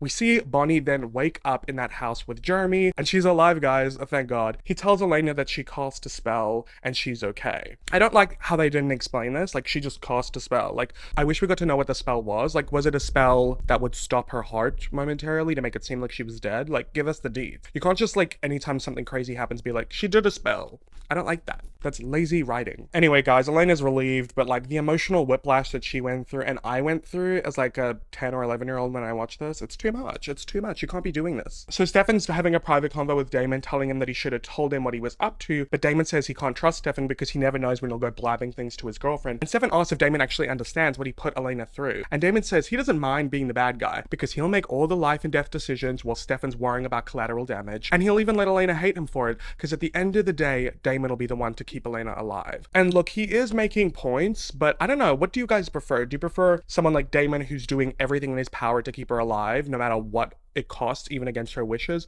or someone like Stefan who respects Elena's decisions and willpower and wants to include her in conversations. Do you know what I mean? Like, I'm kind of torn. Say like Bonnie did end up dying, right? And Damon was managing to save Elena's life. If I was in her shoes, I would still be like, well, I hate you forever because you let my best friend die. So it's kind of a tricky stitch to be in, but I digress. So in the abandoned witch mansion, Jeremy is performing a product placement for some Wi-Fi dongle, and he sets up a Skype call for Bonnie to talk to Elena because Bonnie has to stay there and stay hidden because they can't let Klaus know that she's still alive. Elena, I'm so sorry. It's okay. It's okay. I just need to see for myself. So then back in the Salvador house, Elena stops by Damon's room saying that she understands why he did what he had to do, but she wants to make it clear that she will not let Bonnie die for her. But Damon's like, she's the only one who can do it, and Elena says they'll find another way, and she does apologize for hitting him, and he accepts her apology, but says that what he wants to make clear is that if it comes down to Elena or Bonnie, he will choose Elena every time. He will always choose Elena. Kind of romantic? I don't really know. Anyway, so Elena says goodnight to Damon and then goes downstairs. She's acting real sus, but then she beelines for the basement, goes into the cellar where Elijah's body is, and pulls the dagger out of him. Ooh, it's about to get messy boots galore. Elena's going rogue. Alrighty guys, so that's the end of this episode. I like this episode. I think it's really fun. I love the dance episodes because there's always like some intense battle or fight that goes on within the high school. I always like when we get to be in the high school because it doesn't happen that often in the show. So I really like it. I feel like it keeps us grounded. It reminds us that these are not adults, but I digress. Alrighty guys, getting into episode 19 titled Klaus. Had a little bit of a costume change. I used to have like a vintage shopping addiction back in like 2020, and this was one of the shirts that I bought during that time, and I've never worn it before. It's so eccentric, so I thought it fit, and I also tried to do like an old-timey hairstyle. It's kind of giving Klaus if he slayed. So we're cutting to flashbacks to Klaus in this episode, and we finally get to meet Klaus, the real Klaus, not the Klaus in Rick's body. So really excited about that. It's crazy how they built him up for 11 episodes. Whew. So the episode begins with Elena right where the last one ended, and she's waiting for Elijah to wake up because she pulled the dagger out of him. The gray from his skin starts fading away and his color comes back. Elena goes over to him and he wakes up and he calls her Katerina. So we cut to a flashback in England of 1492 where Trevor is talking to Elijah about the gift that he brought Klaus for his birthday. And that gift is Katerina Petrova. And Elijah is very taken with her, saying that she reminds him of someone else, almost like he's seen her face on a different person. The original doppelganger. In present day, Elijah is gasping for air and his bones are breaking. He says he can't breathe and he's vamp speeding all over the place against his own will, and he keeps bumping into invisible barriers, and he says he can't be in this house. And that's when Elena realizes he hasn't been invited in, because remember, while he was having a slumber, the Salvador brothers put the deed of the house in Elena's name. So Elijah vamp speeds all the way out to the front door. Elena follows him and he can't get in, and she's telling him to be quiet because she doesn't want the other vampires to hear. And they're like whispering to each other, and she says she can tell him what happened but not hear. And she asks if she can trust him, and he's like, can I trust you? And she gives him the dagger as a sign of trust. So Stefan wakes up wondering where Elena is, and he asks Andy and Damon if they've seen her, and they haven't. And Damon's being really gross with Andy. Oh, hey, how's the shoulder? Do I have time for a bite? I'm so hungry. It's really messy. Can you just use a blood bag today? I'm already late for work. So Andy leaves for work, and Damon and Stefan go downstairs and they see Elijah is missing, so they realize that Elena freed him. Over at Alok's apartment, Rick Klaus says to Maddox goodbye because he's gonna go and retrieve his real body because he's really itching to get out of the one he's currently in. Catherine is making coffee. Her hair is curled again, thank God, because it was straightened before from when she was pretending to be Elena, and my girl Catherine, I need those voluptuous curls. So Catherine's questioning if it's a good idea for Klaus to get back in his body, and he says that the full moon is almost upon them, and he's killed the witch, has the moonstone, and the doppelganger is waiting. And Catherine asks why he would break the curse here in Mystic Falls where there's so many people trying to stop him, and he says because it's the birthplace of the original doppelganger, the one whose blood was used to create the curse, that one that Elijah would have met in the past. Oh, I wish I could just tell you.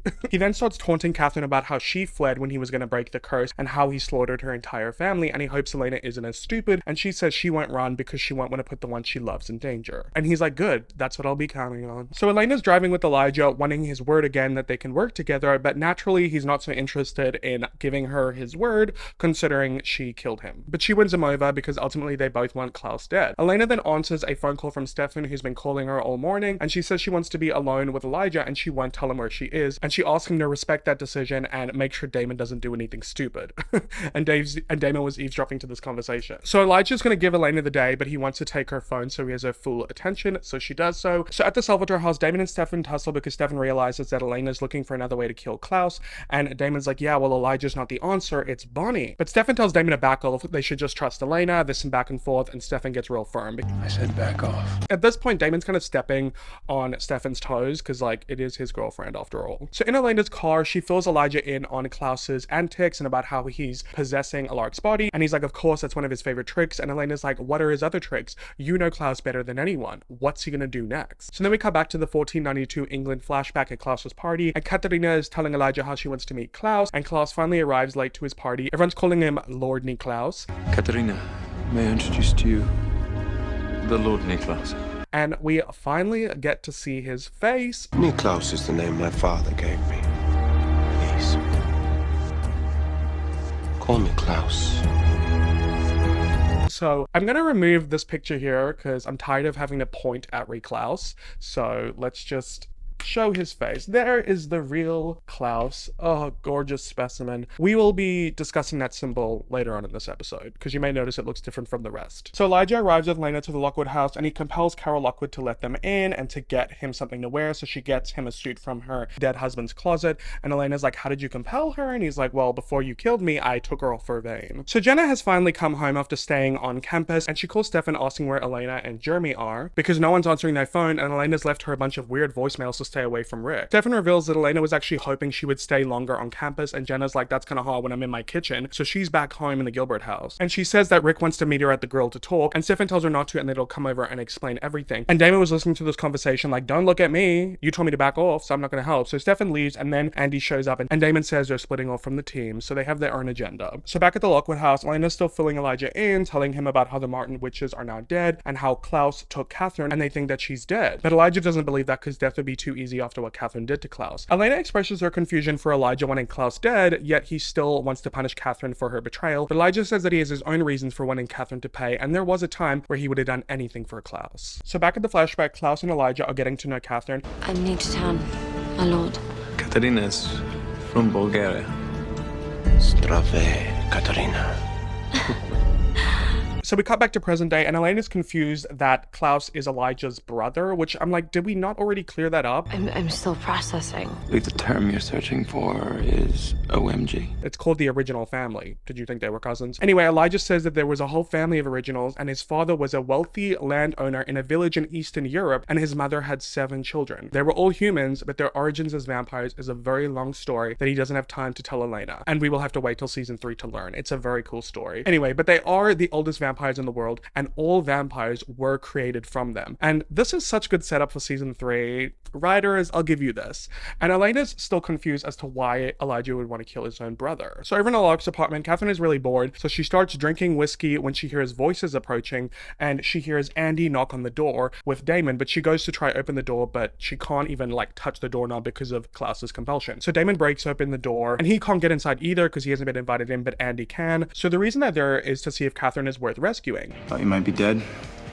Unfortunately not. And Damon figured that Catherine might still be alive when Klaus was blending into Alaric's life a little too well. So he figured he must have had some training. Damon also calls Klaus possessing Alaric's body Alari Klaus. I've been saying Rick Klaus because like Rick Klaus, but Damon says Alari Klaus. I'm gonna start using that now. I think that's fun. So Damon has brought Catherine some Vervain so she can drink it and prevent any further compulsion, because even though she's compelled to stay there, she can find a loophole. So like if Klaus compels her to leave and then come back because she's on Vervain, she just doesn't have to come back. But obviously make sure Klaus doesn't find it, otherwise you're really gonna be dead. And the reason Damon is helping Catherine is so that he can cash in a favor in the future, which makes sense because Katerina's got connections. I will collect.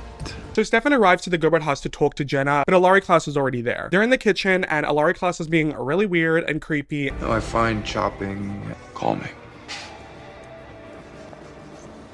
I'm still waiting for someone to tell me what the hell's going on. And Jenna's really confused by his behavior, and Ilari Klaus says that she's been angry at him for keeping secrets, and his secret is that he's obsessed with vampires. So he starts talking about vampires and werewolves and the Aztec curse that keeps the former bound to the sun and the latter a slave to the moon. But the way that he's talking about it is very fairy tale-esque, so Jenna's not really believing what he's putting down. Werewolves.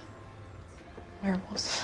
So Elaine is walking with Elijah on the Lockwood grounds, and he says, as she's seen, nothing can kill an original. Not the sun, not fire, nor a werewolf bite. Only the wood from one tree that his family burned. The witches kept the ashes and created the dagger, because witches will not allow any creature to be truly immortal, because nature always needs a balance. So we already have heard about this. That's where the ash comes from, that the dagger gets, you know, covered in before it gets stabbed in the original. And this white oak tree, this is planting more seeds for season 3. So Elena finally asks the logical question that some of you may be thinking if you haven't watched the show, and that I was definitely thinking at the time. If an original cannot be killed or affected by the sun, then why does Klaus so desperately want to break the sun and the moon curse? And this is where things get really juicy. So we cut back to a flashback of Elijah showing Niklaus a scroll that he found, and it's a scroll that Niklaus had drawn many moons ago. And the gist of the matter is basically Klaus made up the sun and the moon curse, and he spread it through different cultures and continents across the world so that he could get his hands on the doppelganger and the long-lost moonstone by having the two warring species on the hunt for both of them in pursuit of breaking their ties with the sun or the moon. And this is honestly just so hilarious to me that this entire curse, The curse of the sun and the moon, is fake. What? Yes. this curse that the werewolves and the vampires have been fighting over this whole season for centuries, was literally a fake curse orchestrated by Klaus so that everyone could be running around like chickens with their heads cut off, finding the moonstone and the doppelganger right to him. It's so smart when you really think about it, but there is a curse. Hold on a sec. So back at the Gilbert house after they've had dinner, Jenna is really fed up with Ilari Klaus's nonsense, and she tells him to get out, but he doesn't want to, and Jenna's like, fine, I'll leave. But then he pulls a knife on her. So Stefan vamp speeds and pins him against the wall and puts the knife to his neck, and Jenna's like trying to get him to stop, but then Stefan turns around and flashes his eyes and his fangs at her, screaming at her to get out, and she's freaked out but scared enough that she leaves. Stefan then beats up Ilari Klaus and bolts. So back to what really matters. Elijah tells Elena that there is a curse, but it's placed on only Klaus, and he's been trying to break it for the past 1,000 years, and Elena is his only hope. But before we can go on with the rest of the story, Elena's phone has been buzzing non-stop in Elijah's pocket, so she gives it to Elena to answer, and it's Stefan who explains everything going on with Jenna. And Elena tells Elijah that she promises she'll come back. He has her word, but she needs to go help Jenna because Klaus tried to kill her or whatever. So she leaves, but she will be back. And we cut to another flashback of Elijah playing tag with Catherine, and they're flirting with each other. It's real cute. I'm probably gonna have to add a red line here. It's not confirmed in this season that there was a romance between Catherine and Elijah, but there was. It is confirmed. So I will put a red line there in the next episode. Anyway, in this flashback, Catherine is looking so good. This is one of my favorite flashback looks of her. She's wearing a beautiful green dress, which I think goes gorgeously with her olive skin tone and her brown hair and brown eyes. And her hair is like a wispy sort of curl, like a very natural vibe. She just looks stunning. I love it. And I love Nina's baby hairs. They're so cute. Anyway, so Catherine's upset because Klaus promised to spend the day with her, but he never returned during the night. But she's grateful to Elijah for keeping her company. But she even says in this scene that Klaus is a charming man, hard for any woman to resist. So it looks like before Catherine had her love triangle with the Salvatore brothers, she had one with the Michelson brothers. This girl just has a thing for brothers. I don't think it was as intense with them though, to be fair. Elijah then questions if Catherine has feelings for Trevor because he's in love with her, and Catherine says that she doesn't believe in love if it's not returned. Elijah says he doesn't believe in love at all, and Catherine says, Life is too cruel. If we cease to believe in love, why would we want to live? Catherine Human is so different to Vampire Catherine. I really love, this is why I love these flashbacks. I mean, obviously she's going to change and develop for everything she's been through and for the century she's been alive. Anyway, they get interrupted because Klaus finally arrives and he has blood all over his shirt from a long night. And Catherine's like, what happened? And he's like, oh, you know, just a fight at the tavern, but I won. When obviously we know that he was feeding, but she doesn't know he's a vampire yet. So they leave and Klaus looks real bummed because he's jealous. So Jenna's in the Salvatore house, freaking out, so shocked, and Elena arrives trying to explain everything to her about vampires. And she's like, growing up, your mother, who's her older sister, told me stories about vampires, but I never believed them to be real. And Elena apologizes for keeping things from her and tries to explain it to her. And we get a bit, and Elena apologizes to Jenna for keeping things from her, but says they were just trying to protect her. And Jenna's like, Elena, I'm supposed to be protecting you and Jeremy. She gagged her with that one. But ultimately, Jenna's freaking out because she's scared, and Elena comforts her, and Stefan's eavesdropping, crying. I love how in touch he is with his emotions. So some time has passed, and Elena comes out to Stefan saying she's barely cracked the surface with Jenna, but she needs some time because she's in shock. But now she has to go back to Elijah. Stefan doesn't want her to, but ultimately he respects her decision. And then Damon shows up with Andy, and he tries to stop Elena, and Andy and Stefan tell him to back off, and he's grabbing Elena, so Stefan physically pulls him off Elena so she can be free. You heard me. I said let her go. Twice today, you stood in my way.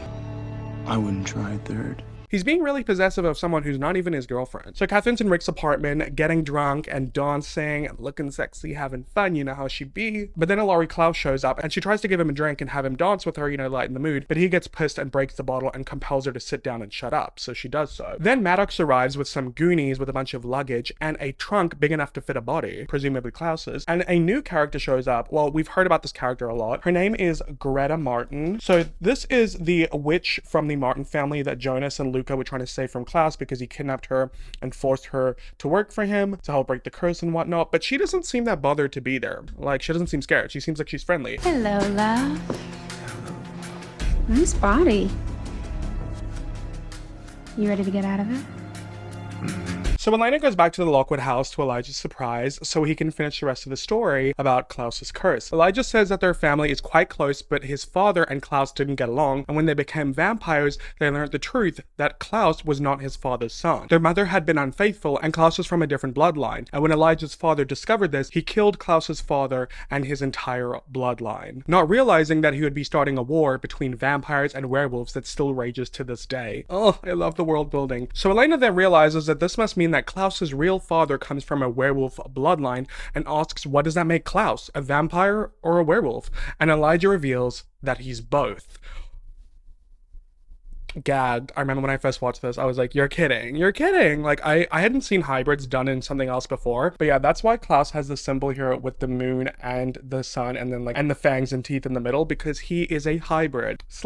Slaycation. But Elijah says that a hybrid would be deadlier than any vampire or werewolf, and nature would not stand for such power. So witches, as servants of nature, made Klaus's werewolf side dormant. And that is what the real curse is. That is the curse that Klaus is trying to break. He wants to trigger that werewolf side of himself, and if he does, he can sire his own species, a hybrid army to use against anyone who stands against him. This is so good. Like, this is so good.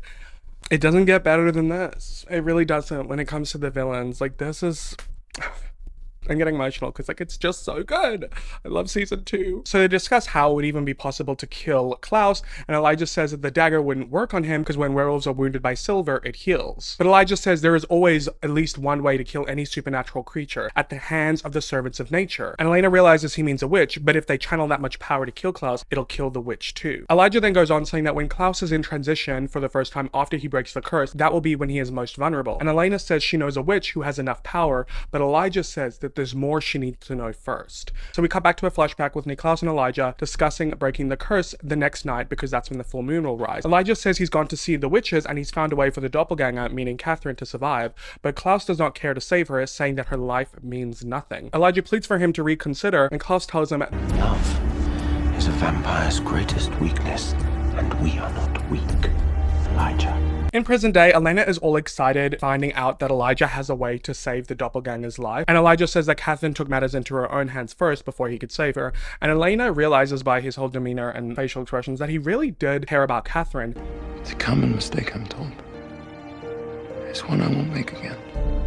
Everyone's been fooled by Catherine. She really is the glue that ties this whole show together. Argue with the wall. Argue with it. If it wasn't for Catherine, Klaus wouldn't be coming to town. And if it wasn't for Catherine, there would have been 2 vampires. And if it wasn't for Catherine, Stefan and Damon wouldn't have come back to town. I see no other defense, Your Honor. Catherine is the crux of the show.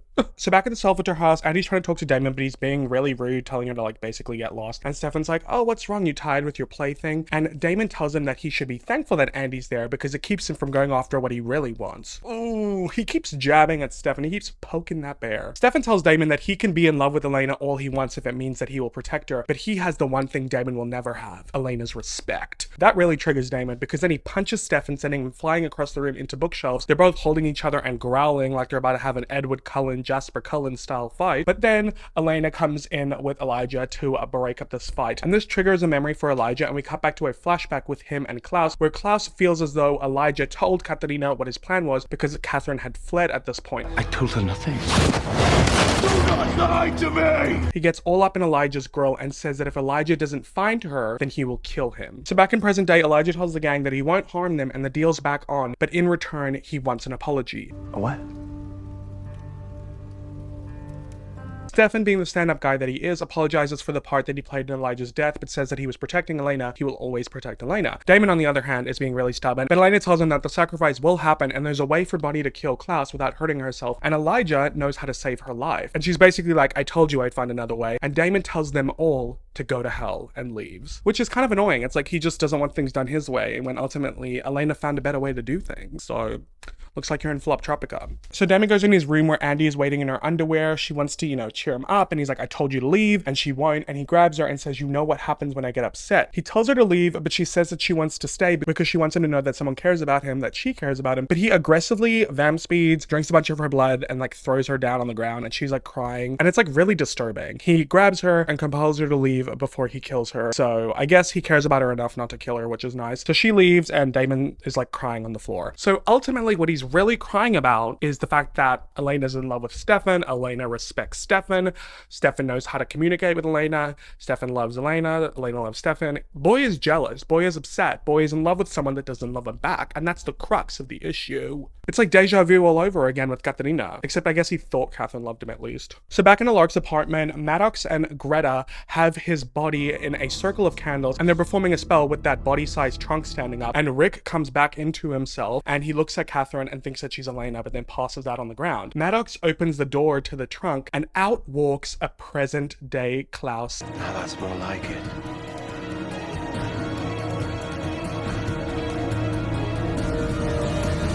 Now that's more like it. Oh! First of all, yeah, slay British accent, king. His accent's a little bit different to Elijah's. His is like a lot more polished. His is like, I don't know, it's different. It hits different. But oh, he's just so hot. I love Klaus. I love Klaus. I love Klaus. I love Klaus. Best villain ever. And he really is the anti-hero. And that is the end of the episode. Oh, that was a rough one for me. The flashback episodes are always difficult to explain because we're just like cutting up all over the place, but they're fun to watch. I do thoroughly enjoy. But anyway, moving on to the next episode, episode 20, The Last Day. I'm dressed in black today, guys, for a funeral because in these 3 episodes, 6 characters will die. And that's not a threat. It's a promise. We've gone through so much in season 2 with Klaus and the ritual, and we're finally getting to that point. And it is a really jam-packed event, and there's a lot going on, and it's a great payoff. So I'm really excited to discuss it. So let's begin with episode 20, The Last Day. So this episode begins with Damon laying in his bed being all existential. He's eavesdropping with his vampiring on Elijah with Stefan and Elena, and they're filling Stefan in on what Elena already learned in the last episode about the truth of the curse with Klaus, that the curse is just for him to bring out his werewolf side because he's a hybrid, yada yada. We already discussed that. Also, tonight, this day,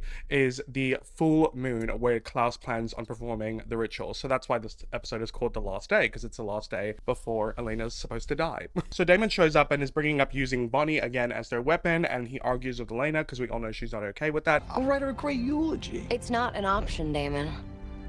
Elijah then discusses all the moving parts that are needed to break the curse. And while he's explaining this, his voiceover, we see Greta with Klaus, and they have the moonstone and whatnot, getting ready for the night. So Elijah says that Klaus's witch will channel the power of the full moon to release the power that's bound to the moonstone. Then after that, Klaus, being both a werewolf and a vampire, will sacrifice one of each. And then Elena, the doppelganger, is the final part of the ritual because her blood was used to seal the curse. Therefore, the last step is Klaus must feed on the doppelganger to the point of her death. But then Elijah brings out that elixir that he had made by witches 500 years ago that he was going to give to Catherine to save her during the sacrifice all that time ago, but we all know how that turned out. And he says that this elixir possesses mystical properties of resuscitation so it can bring Elena back from the dead. Okay, can we be more vague? I want to know, like, if you're going to have a potion, tell us what the ingredients are. I don't like when they're vague about the magic. Anyway, Damon is not so confident in this, wondering if the elixir will even work. Like, does it have an expiry date? But Elena's willing to put her faith in it, and he's like, what if it doesn't work? And she's like, I'll just be dead then. And Stefan's just kind of like,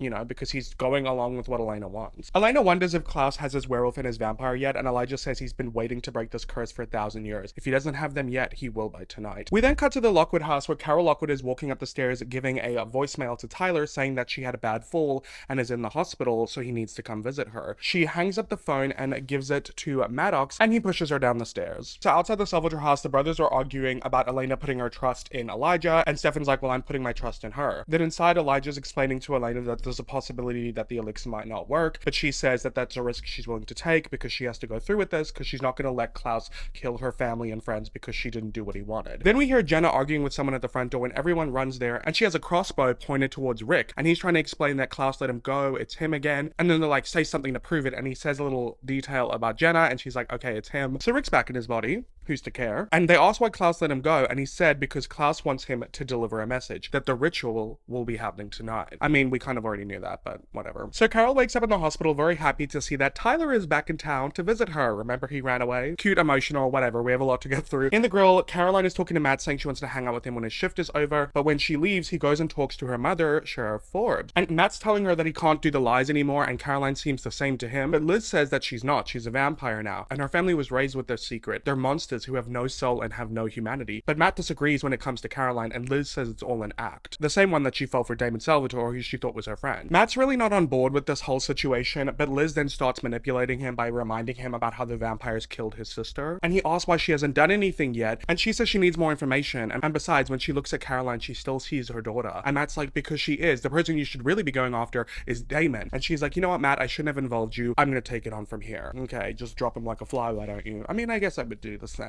Oh my god, I need to stop with the Matt slander. But then again, Matt Donovan fans, make some noise. There's always crickets in the comments when it comes to him. So I'm gonna deduce that no one's offended. So back in the Salvatore house, while Rick is catching up with the gang about what he missed, Elena goes to talk to Damon in his room, and they argue about the elixir and if it'll work. She has faith, he doesn't. And very important dialogue to point out, Damon says it's not a risk he's willing to take, and she says, it's my life, Damon, my choice. I can't lose you. You won't.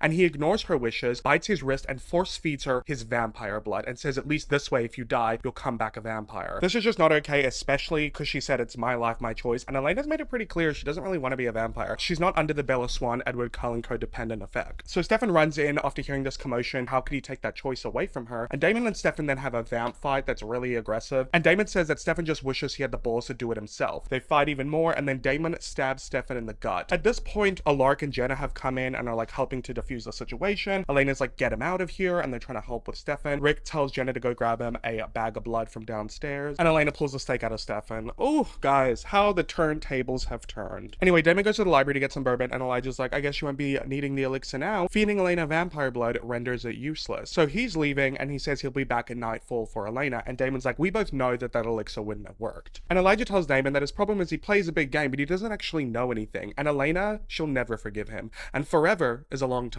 for a vampire. Ooh, that's when it's really starting to set in. Thanks for your wise words, Elijah. So in Stefan's room, he's drained the blood bag and is healed up. He thanks Jenna, and her and Rick leave, and he tells her he knows that it's a lot to take in, but he should have known that she could handle all this. And she's like, I don't know if I can, but then they make out and they make up. So cute. You know, I just feel like there isn't enough time dedicated to Jenna and Rick's relationship to make me care about it enough. You know, not that I would want time dedicated to their relationship, because we already have too many relationships to deal with. I like Jenna as a character. Rick I could give or take, but their relationship? Who's to care? Anyway, back in Stefan's room, Elena's really pissed about what Damon did to her, and Stefan asks if he can take her somewhere for the day to get her mind off things. So Tyler leaves the hospital after visiting his mom, and in the car park is Jules, who says they need to leave now so that they can lock themselves up before the full moon. But then Caroline bumps into them because she had come over to visit Carol Lockwood as well. Jules says that she'll give them a minute, and it's like really awkward vibes between the two of them after everything that happened. You know, just quick refresh. Tyler got in with the wolves kidnapped Caroline, and when her friends tried to rescue her, they like almost killed all of them, and Tyler just stood around and did nothing, and Caroline's like, you're a jerk, and he's like, well, you lied to me, and she's like, to protect you, etc, etc. Anyways, they have a little catch up, and Caroline is offended when she learns that Tyler is going to be leaving again, and she's like, you never even explained why you had to go or said goodbye. But then before they can talk about it more, Maddox and Greta come and incapacitate the two of them with their magic and kidnap them. Ooh. So Damon shows up at the girls' bar to have a drink, then Rick shows up, and then they're accompanied by Mr. Sexy Klaus, and Damon instantly assumes it's Klaus. Klaus, I presume. In the flesh. Thanks for the loaner, mate. Because he borrowed his body. That's so funny. So Damon's asking Klaus why he stopped to say hi, and Klaus says he's there just to remind him not to interfere with his doppelganger and don't do anything that he might regret. And Damon asks if he can maybe just postpone the ritual by a month, and Klaus isn't having it. He's like, my date's concrete, it's happening tonight, and he leaves. Damon then asks Rick if he takes Klaus's werewolf out of the equation so he has to postpone the ritual, will Elena maybe forget about him trying to turn her into a vampire? And Rick's like, what does it matter, because Klaus will just kill you anyway for screwing with his plan. But Damon doesn't care and wants to do it anyway, and Rick's on board. So Stefan has taken Elena for the day to go for a nature trail walk. He wants to hike with her to the top of this mountain where there's a beautiful waterfall, and he wants her to open up about her thoughts about becoming a vampire, but she doesn't want to talk about it, and he respects that and says, it's a long way to the top, maybe you'll change your mind. And she's just like, can't you just do your vamp whoosh jump thing? But he's like, no, it's your last day of being a human, why cheat now? Cute. I love a little outing, something wholesome. You know, we need more dates with them. I need more dates. We had more dates in season 1. Give me cute Stelena dates. I don't know why I'm making a request as if the show didn't end like 6 years ago, as if anything's gonna change. Oh my god, should I start writing Vampire Diaries fanfic? No, we're not stooping to that. So Alaric and Damon show up to Rick's apartment. He invites Damon in so he can have a little chat with Catherine, because remember, she's still stuck there because of Klaus's compulsion. Catherine's not happy about him being there because it could get her killed, but Damon is there to collect on his favor, because remember, he gave Catherine vervain so she could have a compulsion loophole and get free of Klaus. Damon asks her where Klaus is keeping his werewolf, and Catherine doesn't want to give it up, and Damon tells her that she should because he's gonna buy her pathetic life another month, and she tells him no, because she's not the vampire that Klaus is planning on using for the ritual. She shares how Klaus has kidnapped Caroline and Tyler to use them for the ritual. Therefore, I'm in the clear. And where'd you get that idea from? Hey, I'm just trying to stay alive long enough to get myself out of here. So he wants to know the location of where Tyler and Caroline are. Catherine's not giving it up, and he said, well, you should, because I fed Elena my blood, so if she dies tonight, she's gonna turn into a vampire, and then you're gonna have to fight over Stefan's love with her for eternity. So Catherine is like, ugh, whatever. He has them in the tomb. This goddamn tomb, someone needs to seal it up. So we cut to Tyler and Caroline waking up in the tomb. They're chained up against the walls and can't get out. They vervain and wolfsbane them so they're weak, and Caroline figures that those witches must be working with Klaus and tells Tyler he should have never come back to town. So back with Stefan and Elena on their nature trail, they're discussing random things that will change about her life if she becomes a vampire, and asks Stefan what the best parts of being a vampire are. He says you can be anyone, do anything, and live more intensely. And she asks the worst, and he says, aside from the blood, basically the negative emotions are too overwhelming, and most vampires turn off their humanity because it's too difficult to deal with. And he says that for a while for him, the good just wasn't worth dealing with the bad. Ooh, you guys just wait and see. So Klaus gets back to Rick's apartment where he's inhabiting, and he notices something's different, and he compels Catherine, asking what she's been doing. She says she's just been making coffee, but to test her, he compels her to take off her daylight bracelet and walk into the sun. And she has to do it because she can't let Klaus know that she's on vervain. So Catherine does as she's told, and she's in the sun burning and screaming for a while, but Klaus finally tells her that's enough, and she vamp speeds into a corner, and he's like, okay, I guess I was wrong. And he says that he needs her to do something for him. So Damon shows up to the tomb, and Maddox is waiting there saying, you really thought we'd leave them unarmed? And Damon tries to attack him, but he just magically telekinetically sends him flying and fries his brain. But in a shocking twist of events, Matt shows up with a rifle and shoots Maddox, and then Damon snaps his neck. So he's dead. So that character was kind of short-lived, wasn't it? Oh well, that's good. I'm sick of saying his name. So Matt's pointing the gun at Damon, asking where Caroline is, and then Damon just knocks him out with the gun. So he's passed out, and Damon unloads the gun, and he notices that the bullets are wood, meaning that Matt knows about vampires, because wooden bullets are the only ones that affect them. So in the tomb, Caroline's finished explaining to Tyler what she knows about the ritual to do with Klaus that she learned from Elena, and how she thinks he plans on using the two of them for the sacrifice. Tyler shares a little bit about how this whole time he's been gone with Jules, trying to figure out how to come to terms with what he is and handle it and control it, you know, being a werewolf. But he says it doesn't matter now anyway, and Caroline wants to know why he left without saying goodbye to her, and he says that she hated him and she deserves better than him, but she says that she was hurt. She could never hate him. So Damon comes in to save them and tells Caroline about the wooden bullets, so Matt knows about her being a vampire, and he breaks her free, and then Caroline demands that he breaks Tyler free as well, and he's like, okay, fine, but how fast can you lock yourself up before you go all wolf mode? And he says he's got to try to get to his family's underground cellar. So Elena and Stefan finish their hike and make it to the top of the mountain. So they finally talk about what it would mean for Elena to become a vampire, because they've never talked about it before. Stefan says if it was up to him, he would want to be with her forever. That would be selfish of him to ask of her. Elena says it didn't stop Damon, and Stefan says he shouldn't have done that, but he did it because he loves her. But Elena says that what Damon did shows he doesn't really know what love is. I mean, that's a bit of tea, but then she says that neither does she know what love is, you know? How could she? She's only 17 years old. She knows that she loves Stefan, but their future and their lives together were all things that she was supposed to deal with as things came along. Elena then starts crying and breaking down, saying that she was supposed to grow up and decide if she wanted kids and start a family and grow old. She was supposed to have a lifetime of choices, and now they're all gone. I don't want to be a vampire, Stefan. I never wanted to be one. And oh my god, I just really, really love this scene, you guys. I think it's such a great choice to have your lead protagonist who's, you know, dating vampires, involved with vampires in your movie or show not want to be one. I was team keep Elena human for good. Like I like that because it creates a more interesting dynamic, and I just think it's nice because it shows more of like a graciousness that she's like so comfortable being around these vampires and so understanding of the trials and tribulations they deal with because of this, some would say, curse.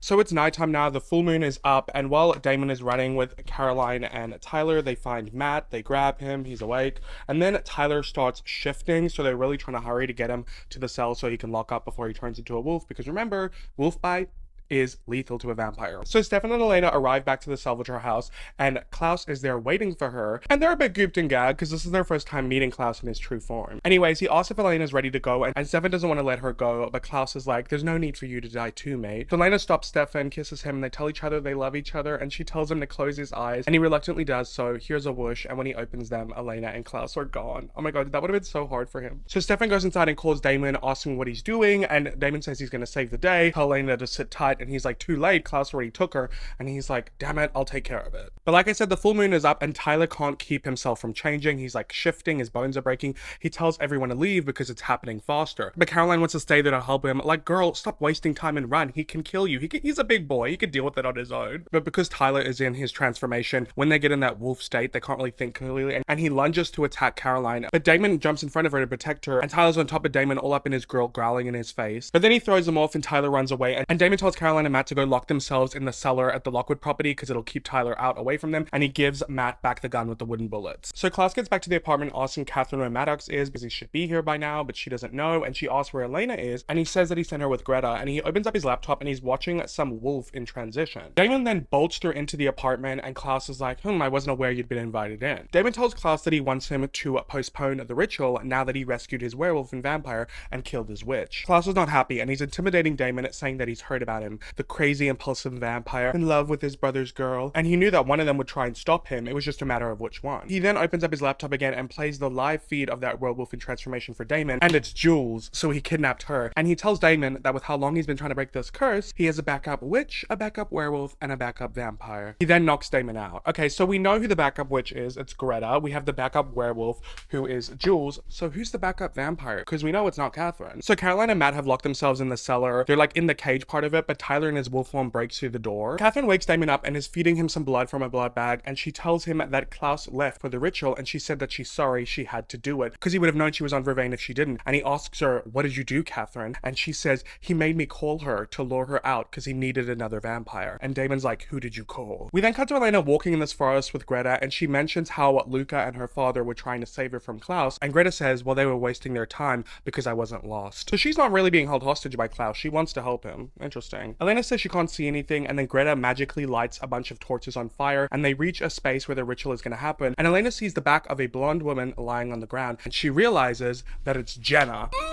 Not Jenna. She goes to check for a pulse, realizing that Jenna is dead, and asks why Klaus would do this when she did everything that he asked. But then Jenna wakes up from the dead. So presumably she's in transition, because the next scene is Damon telling Catherine that Klaus should have just used him as the vampire as a sacrifice instead of Jenna, but Catherine says that he couldn't because Damon is as good as dead. Damon's like, what does that mean? And she pulls up his sleeve where he has a werewolf bite. So that means when Tyler jumped him, he bit Damon. Guys, it's not looking good. And that's the end of episode 20. Really, episode 20 and episode 21 is a two-parter because that feels like a weird place to end. So we'll just go straight into episode 21. The sun also rises. Are you ready for this? So this episode begins right where the last one ended off, except we are with Tyler in his wolf form trying to ram down the cage where Caroline and Matt are in the Lockwood cellar. Matt then shoots Tyler, which Caroline freaks out about. He's laying down in his wolf form, he's just wounded, so he's not dead, and Caroline tells Matt to take her hand and she vamp speeds him away. So Catherine's with Damon in Rick's apartment, and they're talking about how there is no known cure for a werewolf bite. And Damon's really mad at Catherine about her giving Jenna over, but she says she had no choice. Klaus made her make the call pretending to be Elena so that she could lure Jenna out of the house. But Damon says that's why he gave Catherine the Vervain, so she would have a choice. And she owed him for helping her. But Catherine says it was her or Jenna, and she chose herself. Now when Klaus dies, you're gonna walk out of here without a scratch, and Elena's aunt dies. Somehow you're the only one that wins. How'd that happen? I didn't let love get in the way. Damon tells her to enjoy her eternity alone and leaves. I mean, I get why Damon's upset, but at the same time, like, why would Catherine care about Jenna? Does that make me the bad guy for saying that? Am I the asshole? So Elena's with Jenna in the quarry, and Jenna explains to her that someone that sounded like Elena called her saying it was an emergency, and the second she stepped out the house, someone grabbed her and made her drink his blood. And Elena realizes that must have been Klaus. And Jenna's like freaking out, wondering what's going on with her because she doesn't remember anything that happened after that. And Elena asks her if she remembers about how someone becomes a vampire, and she's like, yeah, you know, you die with blood in your system.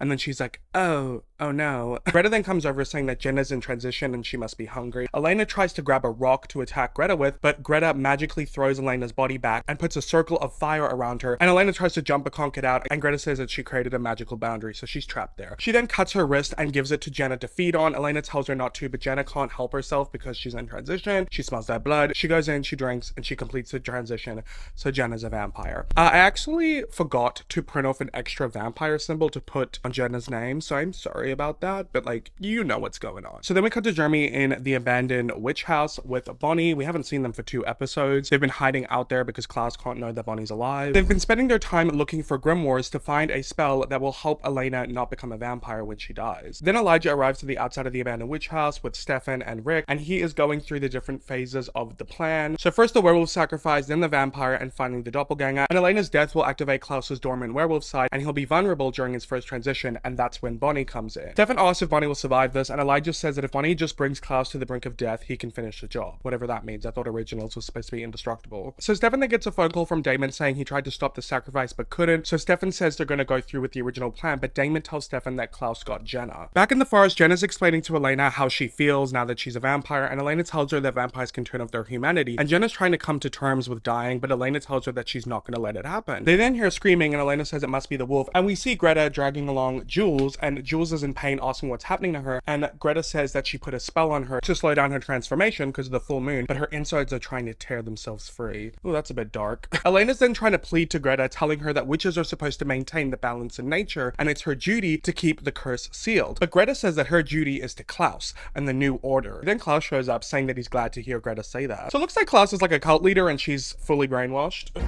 Glad to know I still have a dance partner. Hello, my lovelies.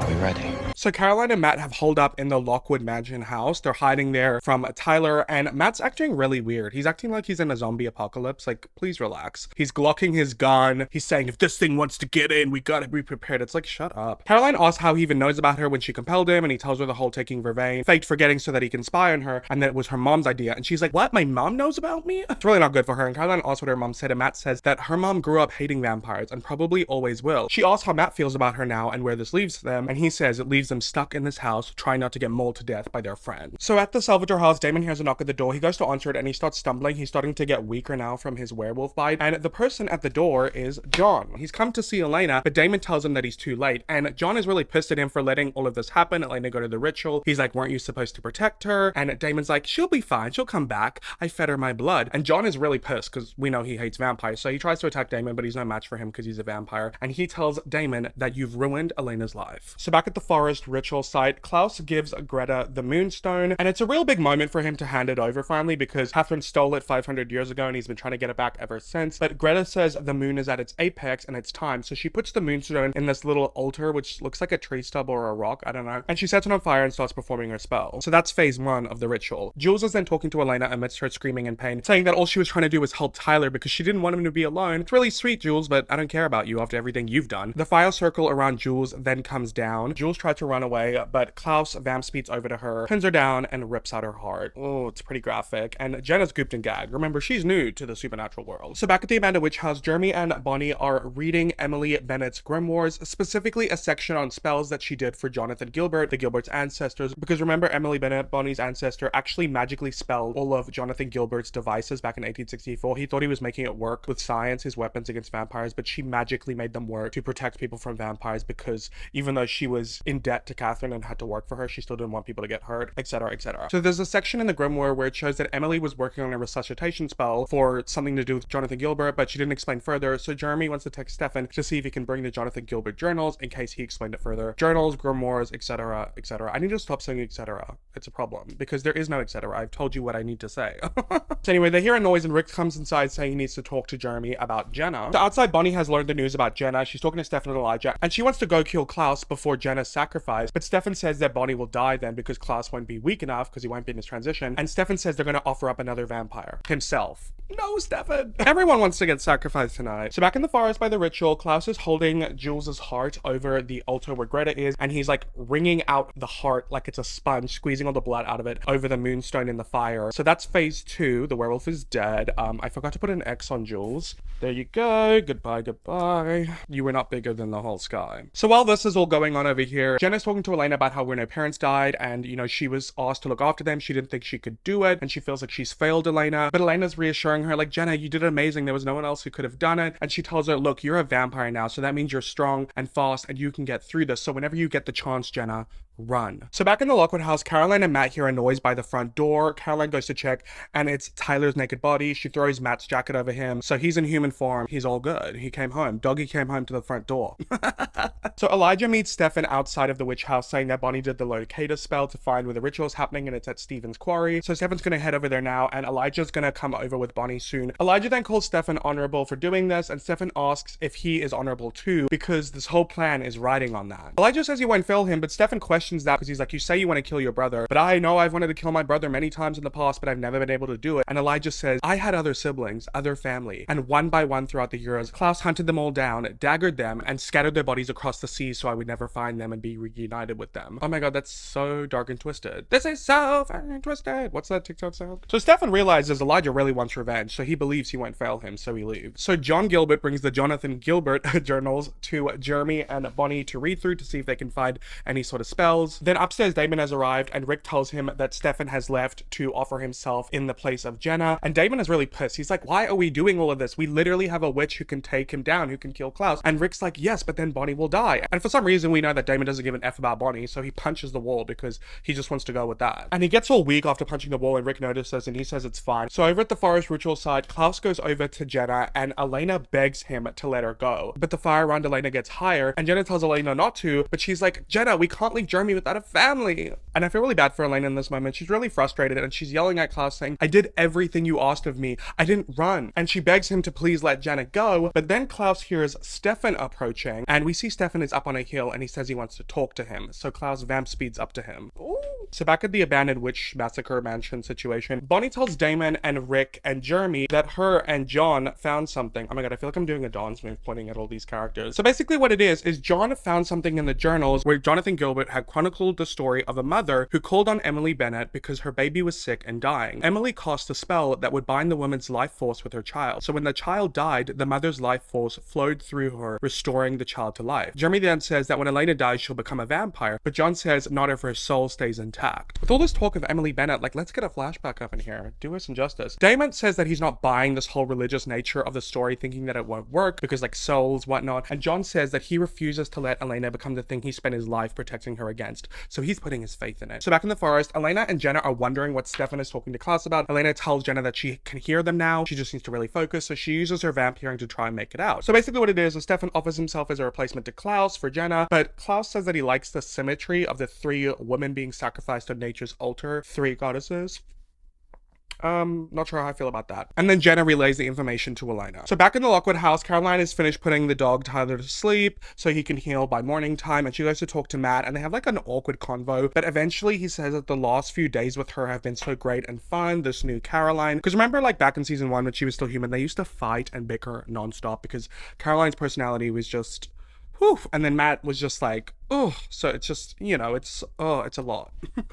But then Matt says that he thought he could get behind this whole vampire thing, but he doesn't know if he can, because this is Caroline's life now, but you know what his life is? His life is an absentee mom, a bunch of bills to pay, school, a job, and it sucks, but it's his life and he wants to live it without all of this. Which, I mean, fair enough, I guess, you know. Somebody's gonna want to avoid the supernatural stuff in the show. So basically he breaks up with her. So back at the witch mansion situation, Bonnie has finished her spell on John so he can try to get his life force to flow through Elena so she doesn't become a vampire. So then Bonnie, Damon, and Elijah then go to leave, and Jeremy wants to come with. Bonnie doesn't want him to, and you know he always does the whole thing like, you never let me come, like, please, I want to help out, I've got my ring. Like, it's just so annoying. Like, you're useless, get used to it. So Bonnie kisses him and he faints, like he passes out. She did like a little magic spell through her kiss. I love how she, like, before was shutting him up when he was talking too much with the kiss, kiss. Now she's making him pass out with a kiss. I respect it. And then the three of them go upstairs to leave, and Rick tries to come with them, but he can't get out the front door. And he's like, Bonnie, what is this? And she set up a boundary spell saying that she can't let anyone else get hurt. And he's really pissed off because his girlfriend is about to be sacrificed on an altar. I can't stay here with Jen out there.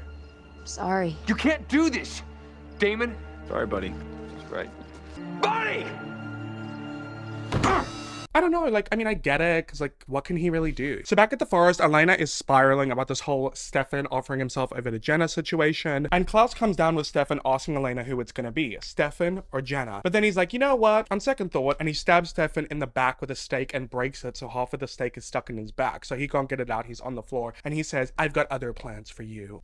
What are those plans? So Greta lowers the fire around Jenna, and Elena's like, no, Jenna, and Jenna's like, it's okay, Elena, I know what I need to do. So she vamp speeds over to Greta and starts feeding on her blood. I'm assuming what Jenna thought is that if she like killed Greta, it would stop the ritual, it would stop the spell. But like, you could have just snapped her neck. It would have been quicker and more efficient. But she's a new vamp. She doesn't really know what she's doing. It's fine, I guess. So while Jenna is feeding on Greta, Klaus vamp speeds behind her and stabs her in the back with a stake. Elena screams out and tells Jenna, Just turn it off. Turn it off. You won't be scared anymore.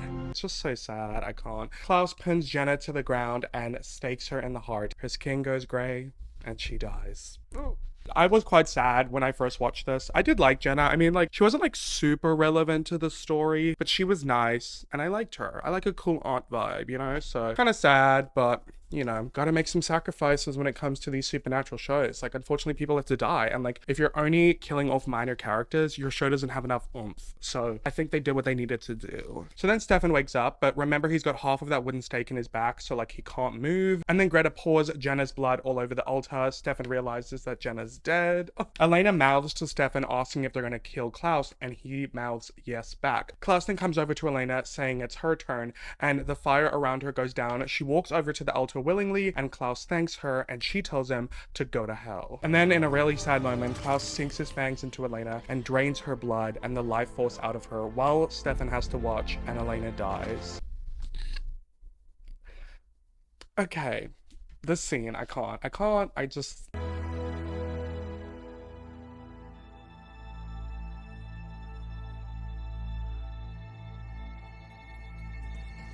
Anyway, so then Klaus says to Greta that he's starting to feel it. He feels a transformation coming on. So his bones start breaking and his eyes go amber and his wolf teeth come out. He's starting to turn into a wolf. But just then, to his surprise, Bonnie comes out of the shadows, disrupting Greta's spell with her own spell and sends Klaus flying. He's like, you were supposed to be dead. And Bonnie is just serving and slaying with her magic. You were dead.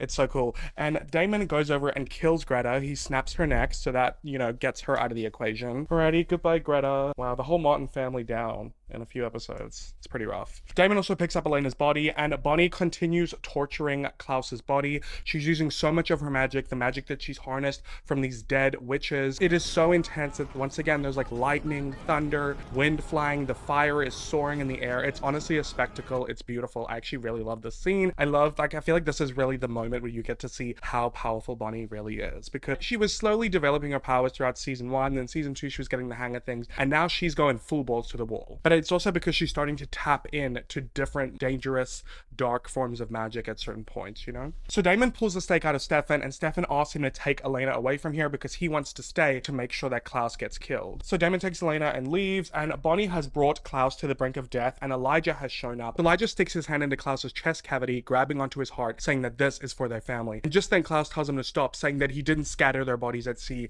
and he could bring them to him. If you kill me, you'll never find them.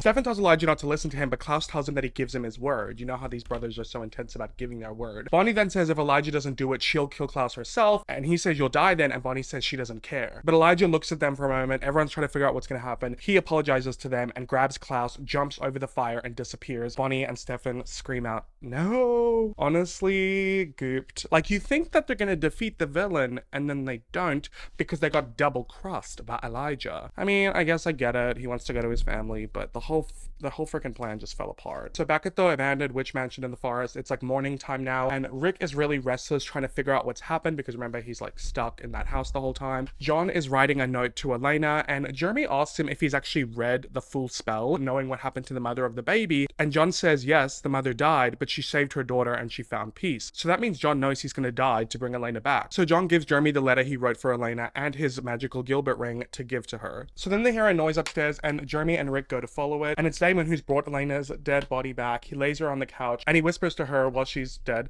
that if she comes back as a vampire, he'll stake her himself because he can't stand the thought of her hating him forever. Oh, kind of cute, I guess. So then Jeremy and Rick show up, and Rick asks about Jenna. Damon shakes his head, so now Rick knows that Jenna's dead. John looks back at them all and goes to walk outside. He's looking at like the sunrise or whatever, and Elena on the couch wakes up, and then outside John falls to the ground and dies. It looks like the spell worked. John sacrificed his life so that Elena could come back a human. Oh my god, lots of sacrifice going on, but yet another dead character. They are just all dropping off like flies. I told you that would happen. So now Elena, who had 4 parents, 2 adoptive parents and 2 birth parents, all 4 are dead. Oh my god, give this girl a break, please. I will say though that this was honestly a really beautiful scene. How do you feel?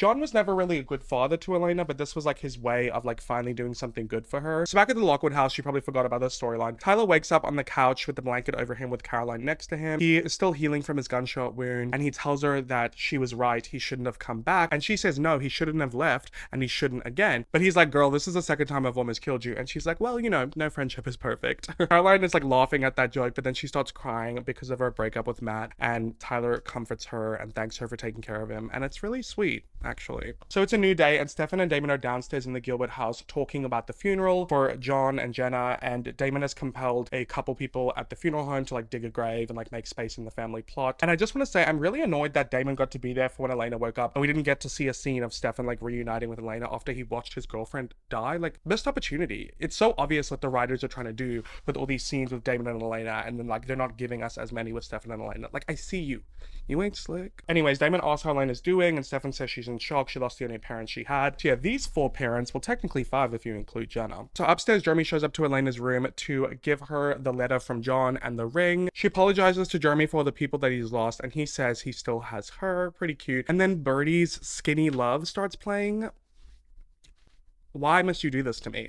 Come on, skinny love, just last the year. Oh, little small, you were never here. My. Anyway, so Elena's alone in her room, and she's reading this letter that John wrote for her. It's no easy task being an ordinary parent to an extraordinary child. I failed in that task. And this letter is being read out while Elena, Jeremy, the brothers, just everyone, like the whole gang, is at this funeral for Jenna and for John. Everyone's crying because like Elena's putting roses down on their graves, but then she puts roses down on her parents' grave. And then everyone's just like so emotional because they're realizing how much Elena and Jeremy have lost. And like, I'm getting emotional, even though I watched this forever ago, so I need to really relax. So let me just read out John's letter. So basically he apologizes for failing Elena as a parent and for letting his prejudices get in the way, meaning vampires, and for not listening to her side of things. But now he's giving her the chance to do better than him someday with a child of her own. That's why he gave her a ring, so that she can give it to her child. He goes on saying that he doesn't ask for Elena's forgiveness, but just to believe that whether or not she's a vampire or a human, he loves her all the same, as he always has, and as he always will. I'm getting shivers. Like, why am I getting sad? I don't even like John. It's just like, it was a really beautiful letter. And like the fact that he could get over his hatred towards vampires and say to his daughter, like, if you come back a vampire or a human, I'd love you regardless. Like, it's just so beautiful. And it's so stupid that I'm getting sad about this because like it's not real, but you know, vampires not real, but like it's just beautiful. Like, you know, unconditional love, acceptance. I mean, he should have had it already, but you know. Anyway, so everyone's left the funeral to go to the wake, and Damon's just standing there, and he doesn't want to come with, and Stefan's trying to get him to reconsider, but Damon's feeling really hopeless because how are they supposed to kill an all-powerful wolf-vamp hybrid and his two-faced older brother? Stefan says he'll make a plan because he's not going to let Elena lose anyone else, and Damon tells him not to make any promises yet, and shows him his bite and tells him that Tyler Lockwood bit him. Stefan's really shocked because like he's like thinks his brother's going to die, but he tells Damon he's going to find him a cure, and Damon says there isn't one, but Stefan says they found a way to keep Elena alive when there wasn't a way, so he'll do that for for Damon. And Damon says if he wants to do something for him, then just keep it from Elena. The last thing she needs is another grave to mourn. Oh my god, you guys. This episode was heavy. It was emotional. I mean, you got the action in the first half, but then you got all this depressing stuff with the funeral in the later half. Like, it's a lot. It's a lot. You know, for someone who is so invested in these fictional worlds, like, I go through it no matter how many times I watch it. But anyway, now is the time to get into the season finale of season 2 of the Vampire Diaries, episode 22, As I Lay Dying. Alrighty guys, here we are for the last episode, last outfit for the video. I'm not sure why I had so many outfit changes for this video. I guess I was just feeling a bit funky. I can't tell if I'm giving like Red Coat from Pretty Little Liars or if I'm giving Paddington Bear, but either way, it's cute. Felt like wearing red today because there will be a lot of blood shed throughout this episode. I mean, when is there not in this show? But, you know, it's the finale. So the episode begins with Elena looking at Jenna's room. You know, she's still mourning the loss of her aunt. And when she steps into the hall, Damon is there because he wants to apologize to Elena for all the mess that he caused the last 2 episodes. And he admits that feeding her his blood was wrong. And he knows he doesn't deserve her forgiveness, but he needs it. But Elena's like, Damon, I just need some time. So, but what Elena obviously doesn't know is that Damon is currently dying from a werewolf bite. So we cut to Damon in the Salvatore house. He takes off his ring, walks into the daylight, and lets the sun start to burn him. He's trying to commit suicide, and Stefan grabs him, vamp speeds him into the basement, and locks him in a cell, saying he's not dying today. He's talking to Bonnie, and they're going to try to find a way to get a cure, and Damon's like, it's pointless. And then he's at this point in his illness where he starts vomiting up blood. So, you know, at first it's like you start to kind of feel weak, then you're vomiting up blood, then the hallucinations, then the sweats. You know, we experienced all that with Rose. So he's like kind of halfway through his illness. So Klaus wakes up naked in a forest covered in dirt, amazed by his first werewolf transformation of his whole life. He asks Elijah how long he was out, and he says it was a few days, and that Klaus managed to stay a wolf after the full moon had left. And Klaus was like, okay, so it looks like I can turn and change at my own free will. Good to know. And Klaus also says that he remembers every kill, and Elijah says he'd been cleaning up his mess along the way, and Klaus is like, oh my god, brother, like old times, ha ha ha. And Elijah's like, cut the shit. You said you could help me get the family. Where are they? And he's like, in all good time, brother. I'll keep my word. Let me take you to them. So there's another town event in this episode, you know.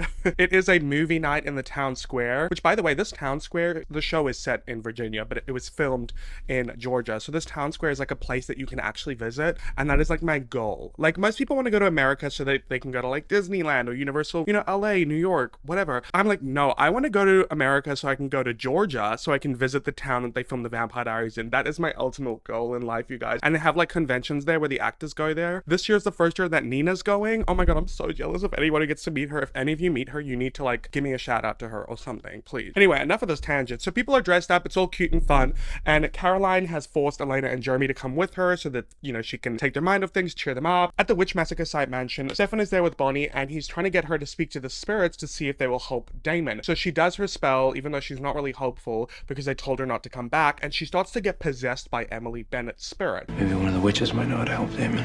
Let's just hope they want to. Bonnie? Emily. Why have you come here, Stefan? It's actually kind of crazy because Bonnie's voice sounds exactly like her, so I'm not sure if they got the original actress to come back and do the voiceover, or if Kat Graham is just a really great voice actor, because the original actress was playing Myra St. Germain on Pretty Little Liars at the time, getting severely mistreated by Miss Marlene King. I digress. So anyway, Emily is speaking through Bonnie to Stefan. She doesn't want to help Damon. She says maybe it's his time, and Stefan's like, no, please. And then Bonnie starts like screaming out in pain, and when she finally comes back into herself, she says that the witches don't want to help her and that she's abusing their power, but they did mention a name. Klaus. So now Stefan's gonna go to Klaus because the witches are linking him to the cure for the werewolf bite. So Carol Lockwood, you know, who's acting mayor since her husband died, has her broken arm. She's walking into the sheriff's department. She goes up to Liz Forbes and she's like, I thought you were supposed to be doing something about this vampire situation, yet nothing has been done. You better get your shit together, otherwise I'm gonna get somebody to replace your role. So she's putting a fire under Liz Forbes. I'm not entirely sure why it's come around just now. Like, there was nothing that really instigated it. There's been weird stuff happening this whole season, if not worse in the beginning, but I digress. It's a plot device. So Stefan grabs Elena from the town square to tell her about Damon's werewolf bite, and she's shocked, upset, like I practically slammed the door in his face earlier when he tried to apologize. But Stefan tells her it's not over yet because he thinks he might be able to find a cure from Klaus. Elena doesn't want him to go because Klaus will just kill him, and he says he's the one who made Damon become a vampire in the first place, so if there's a chance for a cure, he owes that to him to find it. When are you gonna let this go, Stefan? And he asks Elena to go talk to Damon to let him know there's still hope. I mean, it is really cute. I really appreciate how much Stefan and Damon love each other, even though they're like awful to each other. You know they're gonna ride or die. So we cut to Damon in his cell, and his hallucinations from the werewolf bite illness have started. He's remembering his time with Catherine in 1864. He's untying her corset, and she asks if he's gonna miss her while he's out defending the South. Yeah, okay. Anyway, so Damon says, isn't his brother's company enough? And Catherine says, is it so wrong for me to want you both? Then Elena shows up in the flashback. Well, Is it so wrong for me to want you both? Damon, Elena? don't you see? She was toying with you. he's in this like war with like his mind of like, do I want Catherine? Do I want Elena? What's going on here? So Stefan shows up to Rick's apartment where Klaus is still inhabiting it, and he goes there to talk to Catherine, and she's really pissed, like, I've been waiting here for 2 days. I haven't been able to get out. Klaus was supposed to be dead. And he's like, there was a bit of an issue. And then they hear some noise, so Catherine vamp speeds and hides Stefan. And then Klaus walks in with Elijah, and Catherine brings Stefan and says, look who showed up. Stefan says to Klaus that he needs his help with his brother, and Klaus says, okay, but I'll have to wait. I have an obligation to my own brother. He leaves to go do something, and Elijah apologizes to Stefan for betraying them, saying like, you know how important family is. I just want to be reunited with mine. And Klaus says, as you will, and vamp speeds and daggers Elijah. So now Elijah is dead. Well, you know, death, purgatory for a original vampire. When I do season 3, I'm definitely gonna have to get like a dagger symbol, because I think it's a little confusing having the death symbol on Elijah when he's not actually dead. And there's a lot of daggering going on in that season, so we're gonna need some daggers. Klaus then stabs Stefan in the gut and is scraping the stake against his heart, and Catherine pleads, trying to defend Stefan, saying he was just trying to help his brother. And Stefan says if Klaus gives him the cure for a werewolf bite, he will do whatever he wants. Klaus then pours himself a glass of blood from a blood bag and drinks it, and says he doesn't know if Stefan will be any use to him with the way he is right now. And let's remember the previous episode, Klaus didn't kill Stefan because he says he has plans for him. Over at the Salvager house, Rick brings Damon his ring and some bourbon to drink, and Damon says Stefan's off doing what he's always trying to do, right the wrongs of the past. And he tells Rick that he should want him dead because he's the reason that his girlfriend got killed. And Rick says he doesn't blame him for that, but then Damon reminds him how he also turned his wife into a vampire. But then Damon vamp speeds to the bars to choke Rick and begs him to kill him, but Rick stabs him with a vervain dart and he falls over and goes to sleep. So it's nighttime now, and Elena arrives to the Salvager house to go check in on Damon, but before she can get in, Sheriff Forbes shows up at the driveway and gets her deputies to kidnap her. Why is everyone always kidnapping everyone? Inside, Rick's getting Damon a blood bag to drink, and Sheriff Forbes and her deputies show up and tell him they need to see Damon, and he's like, I wouldn't go in there, he's not in a good way, and they lock him in that room, and they go find Damon, and Damon's pretending to be asleep, so they open the cell and go in, but he's no longer there, and he shows up behind Liz and grabs her gun and swings her against the wall. She gets knocked out and he leaves. So now Damon's out on the loose in the middle of his hallucinations, and you know what comes after the hallucinations? Extreme thirst. Rick then calls Jeremy asking where Elena is and that he needs to get her somewhere safe because Damon's out and the cops are after him and he's not doing well. Bonnie then tells Jeremy to let her and Caroline go and they'll find Elena, and Jeremy should sit tight. And Jeremy is really fed up at this point and he's like, no, you always do this. You never let me help. She's my sister. I'm gonna take care of this. Okay, big boys, put on your bootstraps. I don't get why Jeremy just doesn't understand that the reason they do this to him is because he's a human. Like, what's he gonna do? Bonnie's a all-powerful witch at this point. Caroline's a vampire. He's like pretty smart with her tricks. So what are you gonna do? What are you gonna bring to the table? So back with Klaus, he's talking to Stefan saying, I've heard of this vampire, always on and off the wagon, but when he was off, he was magnificent. He heard that in 1917, this vampire wiped out an entire migrant village, a true ripper. He was magnificent. A true ripper. And that's when we first hear the word ripper. You're gonna get used to that word in season 3. So Stefan says, I'm no longer like that. So obviously Klaus was talking about him. And we've only seen a little bit of Stefan's dark side at this point towards the end of season 1. So they're really setting up some juice, some tea. Klaus says that's too bad though, because that's the kind of talent he could use when he leaves this town. He calls over Catherine and bites her, and she gets a werewolf bite now that won't heal, because remember, Klaus is part werewolf. She freaks out thinking she's gonna die. Then Klaus bites his wrist and feeds Catherine his blood, and she starts healing. So that's when Stefan realizes Klaus's blood is the cure to a werewolf bite. Gotta love Mother Nature. I mean, this actually does kind of in a way make sense because like werewolf bites are toxic to vampires and Klaus is both a werewolf and a vampire. So it kind of, you know, like it makes, I like it. I like this lore. So Damon's stumbling through town square, coughing up a storm, and he hallucinates thinking that he's seen Catherine there. But then Jeremy finds him, and Damon says he needs to see Elena, so Jeremy carries him away. So Sheriff Forbes walks into her office at the police department where she's keeping Elena, and she's asking where Damon is, and Liz asks why she even cares. She knows what he is and what he's done. And Elena tells her she understands why she hates him, but she's wrong. And then a deputy shows up saying that they spotted Damon near the grill. Okay, let me breathe for this one. So Jeremy is at the grill grill with Damon. He's calling Bonnie to leave her a voicemail to keep her updated. And Damon is standing in front of Jeremy, and then Liz shows up and goes to shoot Damon, but Damon vamp speeds away and the bullet goes into Jeremy's heart. The way I gasped when I first watched this.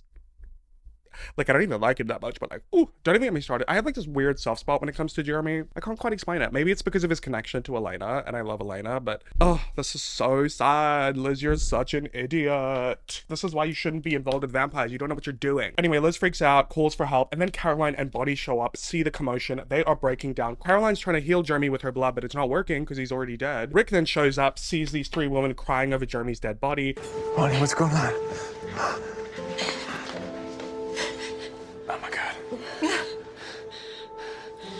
I know what I need to do. And Bonnie tells them all to bring the body somewhere she can try and do something. And Liz is like, no, this is a crime scene. And Caroline's like, you'll let them go, Mom. So she does. Bonnie and Rick carry away Jeremy's body. Then a short scene where Elena throws a chair through Liz's window so she can break out of her office. And then back at Alarc's apartment, Klaus is collecting his blood in a jar. And he tells Stefan that if he wants to save his brother, he needs to go on a decade-long bender with him because he has big plans for him when he leaves this town. Stefan is reluctant because he's not like that anymore. But then when Klaus starts pouring his blood, the cure, down the drain of the sink, Stefan's like, wait. And he's like, that's more like it. I'm gonna have fun with this British accent, you guys. Then Klaus makes Stefan drink an entire blood bag in one go. And then when he finishes that bag, Klaus passes him another one. So Klaus was trying to get Stefan back into his blood addict form. Finish it. All of it.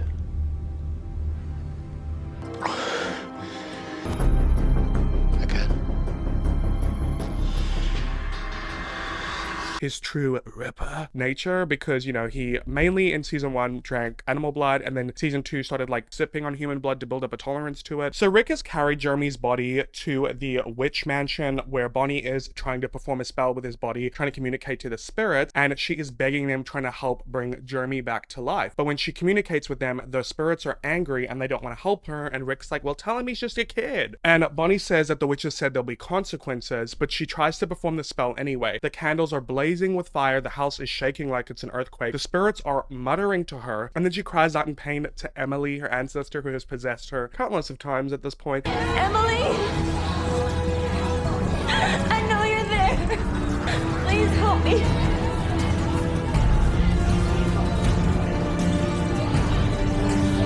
I love him. And this is the first time she's ever said that. But then all the candles go out and Jeremy still doesn't wake up. So Bonnie is crying. She's like, oh my God, he's dead. But then he wakes up and comes back to life. Okay. Look, I'm happy that he survived for, you know, Elena and Bonnie's case. But at the same time, that's 2 people resurrected from the dead in the past 2 episodes. When you have a supernatural show and death fails to lose its meaning, you have a problem. It's not too bad at this point, but when it does get to that point, you're gonna have some words from me, Julie Plec. So Elena's running through the town square movie night looking for Damon, and he finds her first, and she wants to grab him and hide him, but he starts hallucinating memories back with Catherine, thinking that Elena is Catherine. And he's like running in the forest with Catherine, and he's like, please turn me. And Catherine's like, I will not feed you my blood, you will take it. Catherine slices open her neck, and Damon goes to drink the blood from it so he can turn into a vampire in this like flashback. But in present day, Damon's hallucinating, thinking that Elena is Catherine, and he starts feeding on her neck. She's begging him not to, but because of his hallucination, he doesn't realize what's happening. Eventually, after Elena is begging and pleading for a while because like she's starting to die, when we just saved her, Damon realizes what's going on and pulls back. Elena, like, when she came back from the dead, like, because Klaus drained her blood, did the magic just magically give her a full blood transfusion? Like, how much blood is left in this girl's body? That is the question. Oh well, what is it my business? The country I live in doesn't even let me donate blood. So I read the girl, Caroline gets off the phone with Bonnie saying that Jeremy is alive, and Liz is like, oh thank God, I thought I killed him. And Caroline's like, you did. And she's like, I don't understand. And she's like, I want to explain it to you. I did once, but I had to make you forget because I was so scared of what you would do. And you should have been, because look what happened. But Caroline says that she doesn't want to lie or be afraid of her mom anymore, and she doesn't want her to be afraid of her. I'm still your little girl. It's me. It's me. Mom. It's really cute. And like, I don't really like Liz at this point in the show, but eventually I do. So Jeremy is in his room and he is having a video call with Bonnie. Oh, one thing I thought of, sorry to interrupt while I was editing, is when Bonnie was staying at the witch mansion thingy because Klaus couldn't know she was alive, where did her dad think she was? Because she lives with her dad, who we never meet until like a few seasons in, and she just like, how does that make sense? I just also think it's really disrespectful how like all the other characters get like family and then Bonnie doesn't. Once again, Julie Plec, gonna flesh out all your characters except the black one. I see how it is. Look, I know Julie did better with like the originals and legacies, but I just have to say my piece, okay? I've barely scratched the surface when it even comes to the mistreatment of Bonnie Bennett and Kat Graham. So anyway, back to the show, what we're actually talking about. So they're chatting on the Skype call and Jeremy's saying he feels kind of weird and Bonnie's like, well, you came back from the dead, so duh. But anyway, he's like, I don't know how to thank you. And Bonnie's like, you can thank me tomorrow and the day after that and the day after that. It's like really cute. So they smile and hang up and then Rick shows up to Jeremy asking if he's okay, saying he's gonna go home. But then he's like, you mind if I just like stay here? Which is really sweet because, you know, I think he can tell like Jeremy's like lonely, like Jenna's gone. And then also, where else would you go, Rick? Klaus is currently squatting in your apartment. And Jeremy's like, yeah, that's all good. Thank you for everything, Rick. And he's like, it's okay. You can thank me tomorrow and the day after that. It's so cute. I love the little dynamic. Oh my god, I'm like giggling, kicking my feet. Anyway, the giggling is over because Elena has brought Damon to bed and he tells her to leave because he could hurt her, but she tells him that she's not leaving him and she's there till the very end. He starts coughing and groaning in pain and she holds him and tells him it's gonna be okay. And he's like, no, it won't be. All those years when I punished Stefan, when no one forced me to love Catherine, I made the wrong choice. So he's really like coming full circle with this Catherine thing. It's like early in the season you thought he dealt with it, but now as he's like sitting on death's doorstep and he's like on his deathbed, he's really starting to fathom the way he's been treating Stefan, his relationship with Catherine, his past. So it's really all coming out now. It's spilling his guts, if you will. Anyway, so Damon asks Elena if she'll tell Stefan that he says sorry, and she says that she will. Ooh, too many pronouns in that. That was confusing for me. So back in Stefan and Lark's apartment with Klaus, he's damn near downed like 10 bags of blood at this point. They're just lying on the ground empty, and it's getting really monstrous. First of all, how does he even fit that much in his stomach? Where does the blood go? Does he have to poop it, pee it? These are the questions. And Klaus keeps wanting him to drink even more, and he says not till Klaus gives him the cure. But Klaus says Stefan needs to embrace who he truly is first before they can make a deal to save Damon's life. Leave town with me and save your brother's life.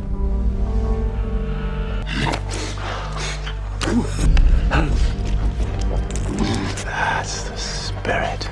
Stefan drinks more blood playing into Klaus's games, and Klaus gives Catherine the cure, his blood in the jar, and he compels Catherine to bring it over to Damon and then come straight back. And Catherine's all excited, like, you're saying I can leave? And he's like, yeah, and come straight back. So then Catherine bolts out the door, and Stefan's like, she'll never bring it to him, and Klaus is like, oh well.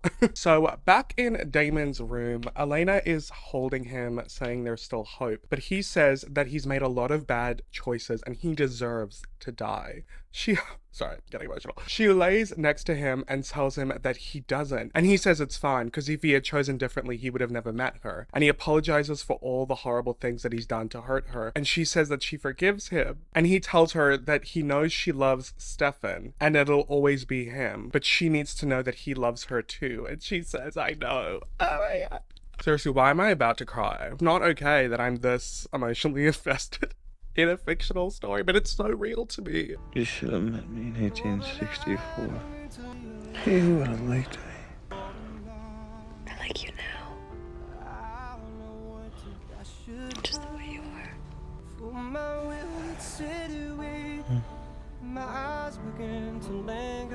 Oh my god, stop. Please, I'm not crying. You're crying. This scene breaks me every time. I got it.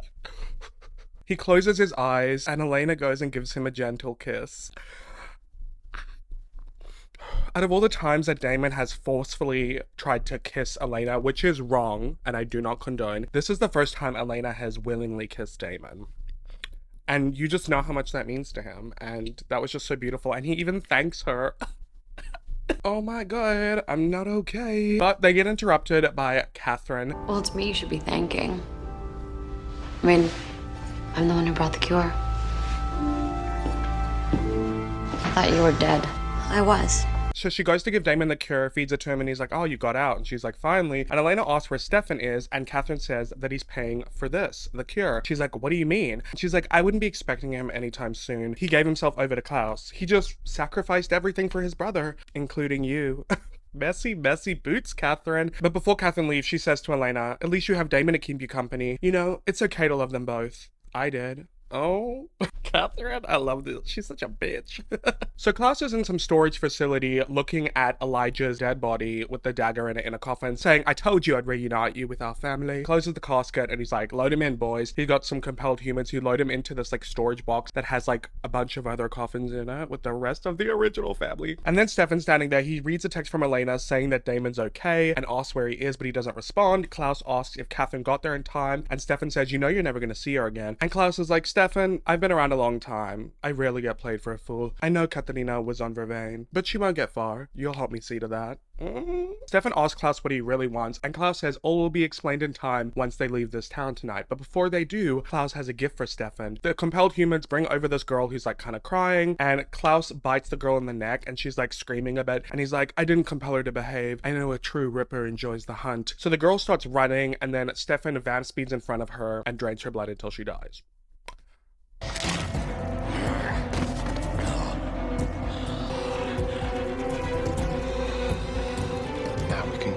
Oh snap! Oh my god, guys. You're not even ready. I'm so excited to talk about season 3. Klaus and Stefan sitting in a tree. So final scene for the episode, the finale for season 2.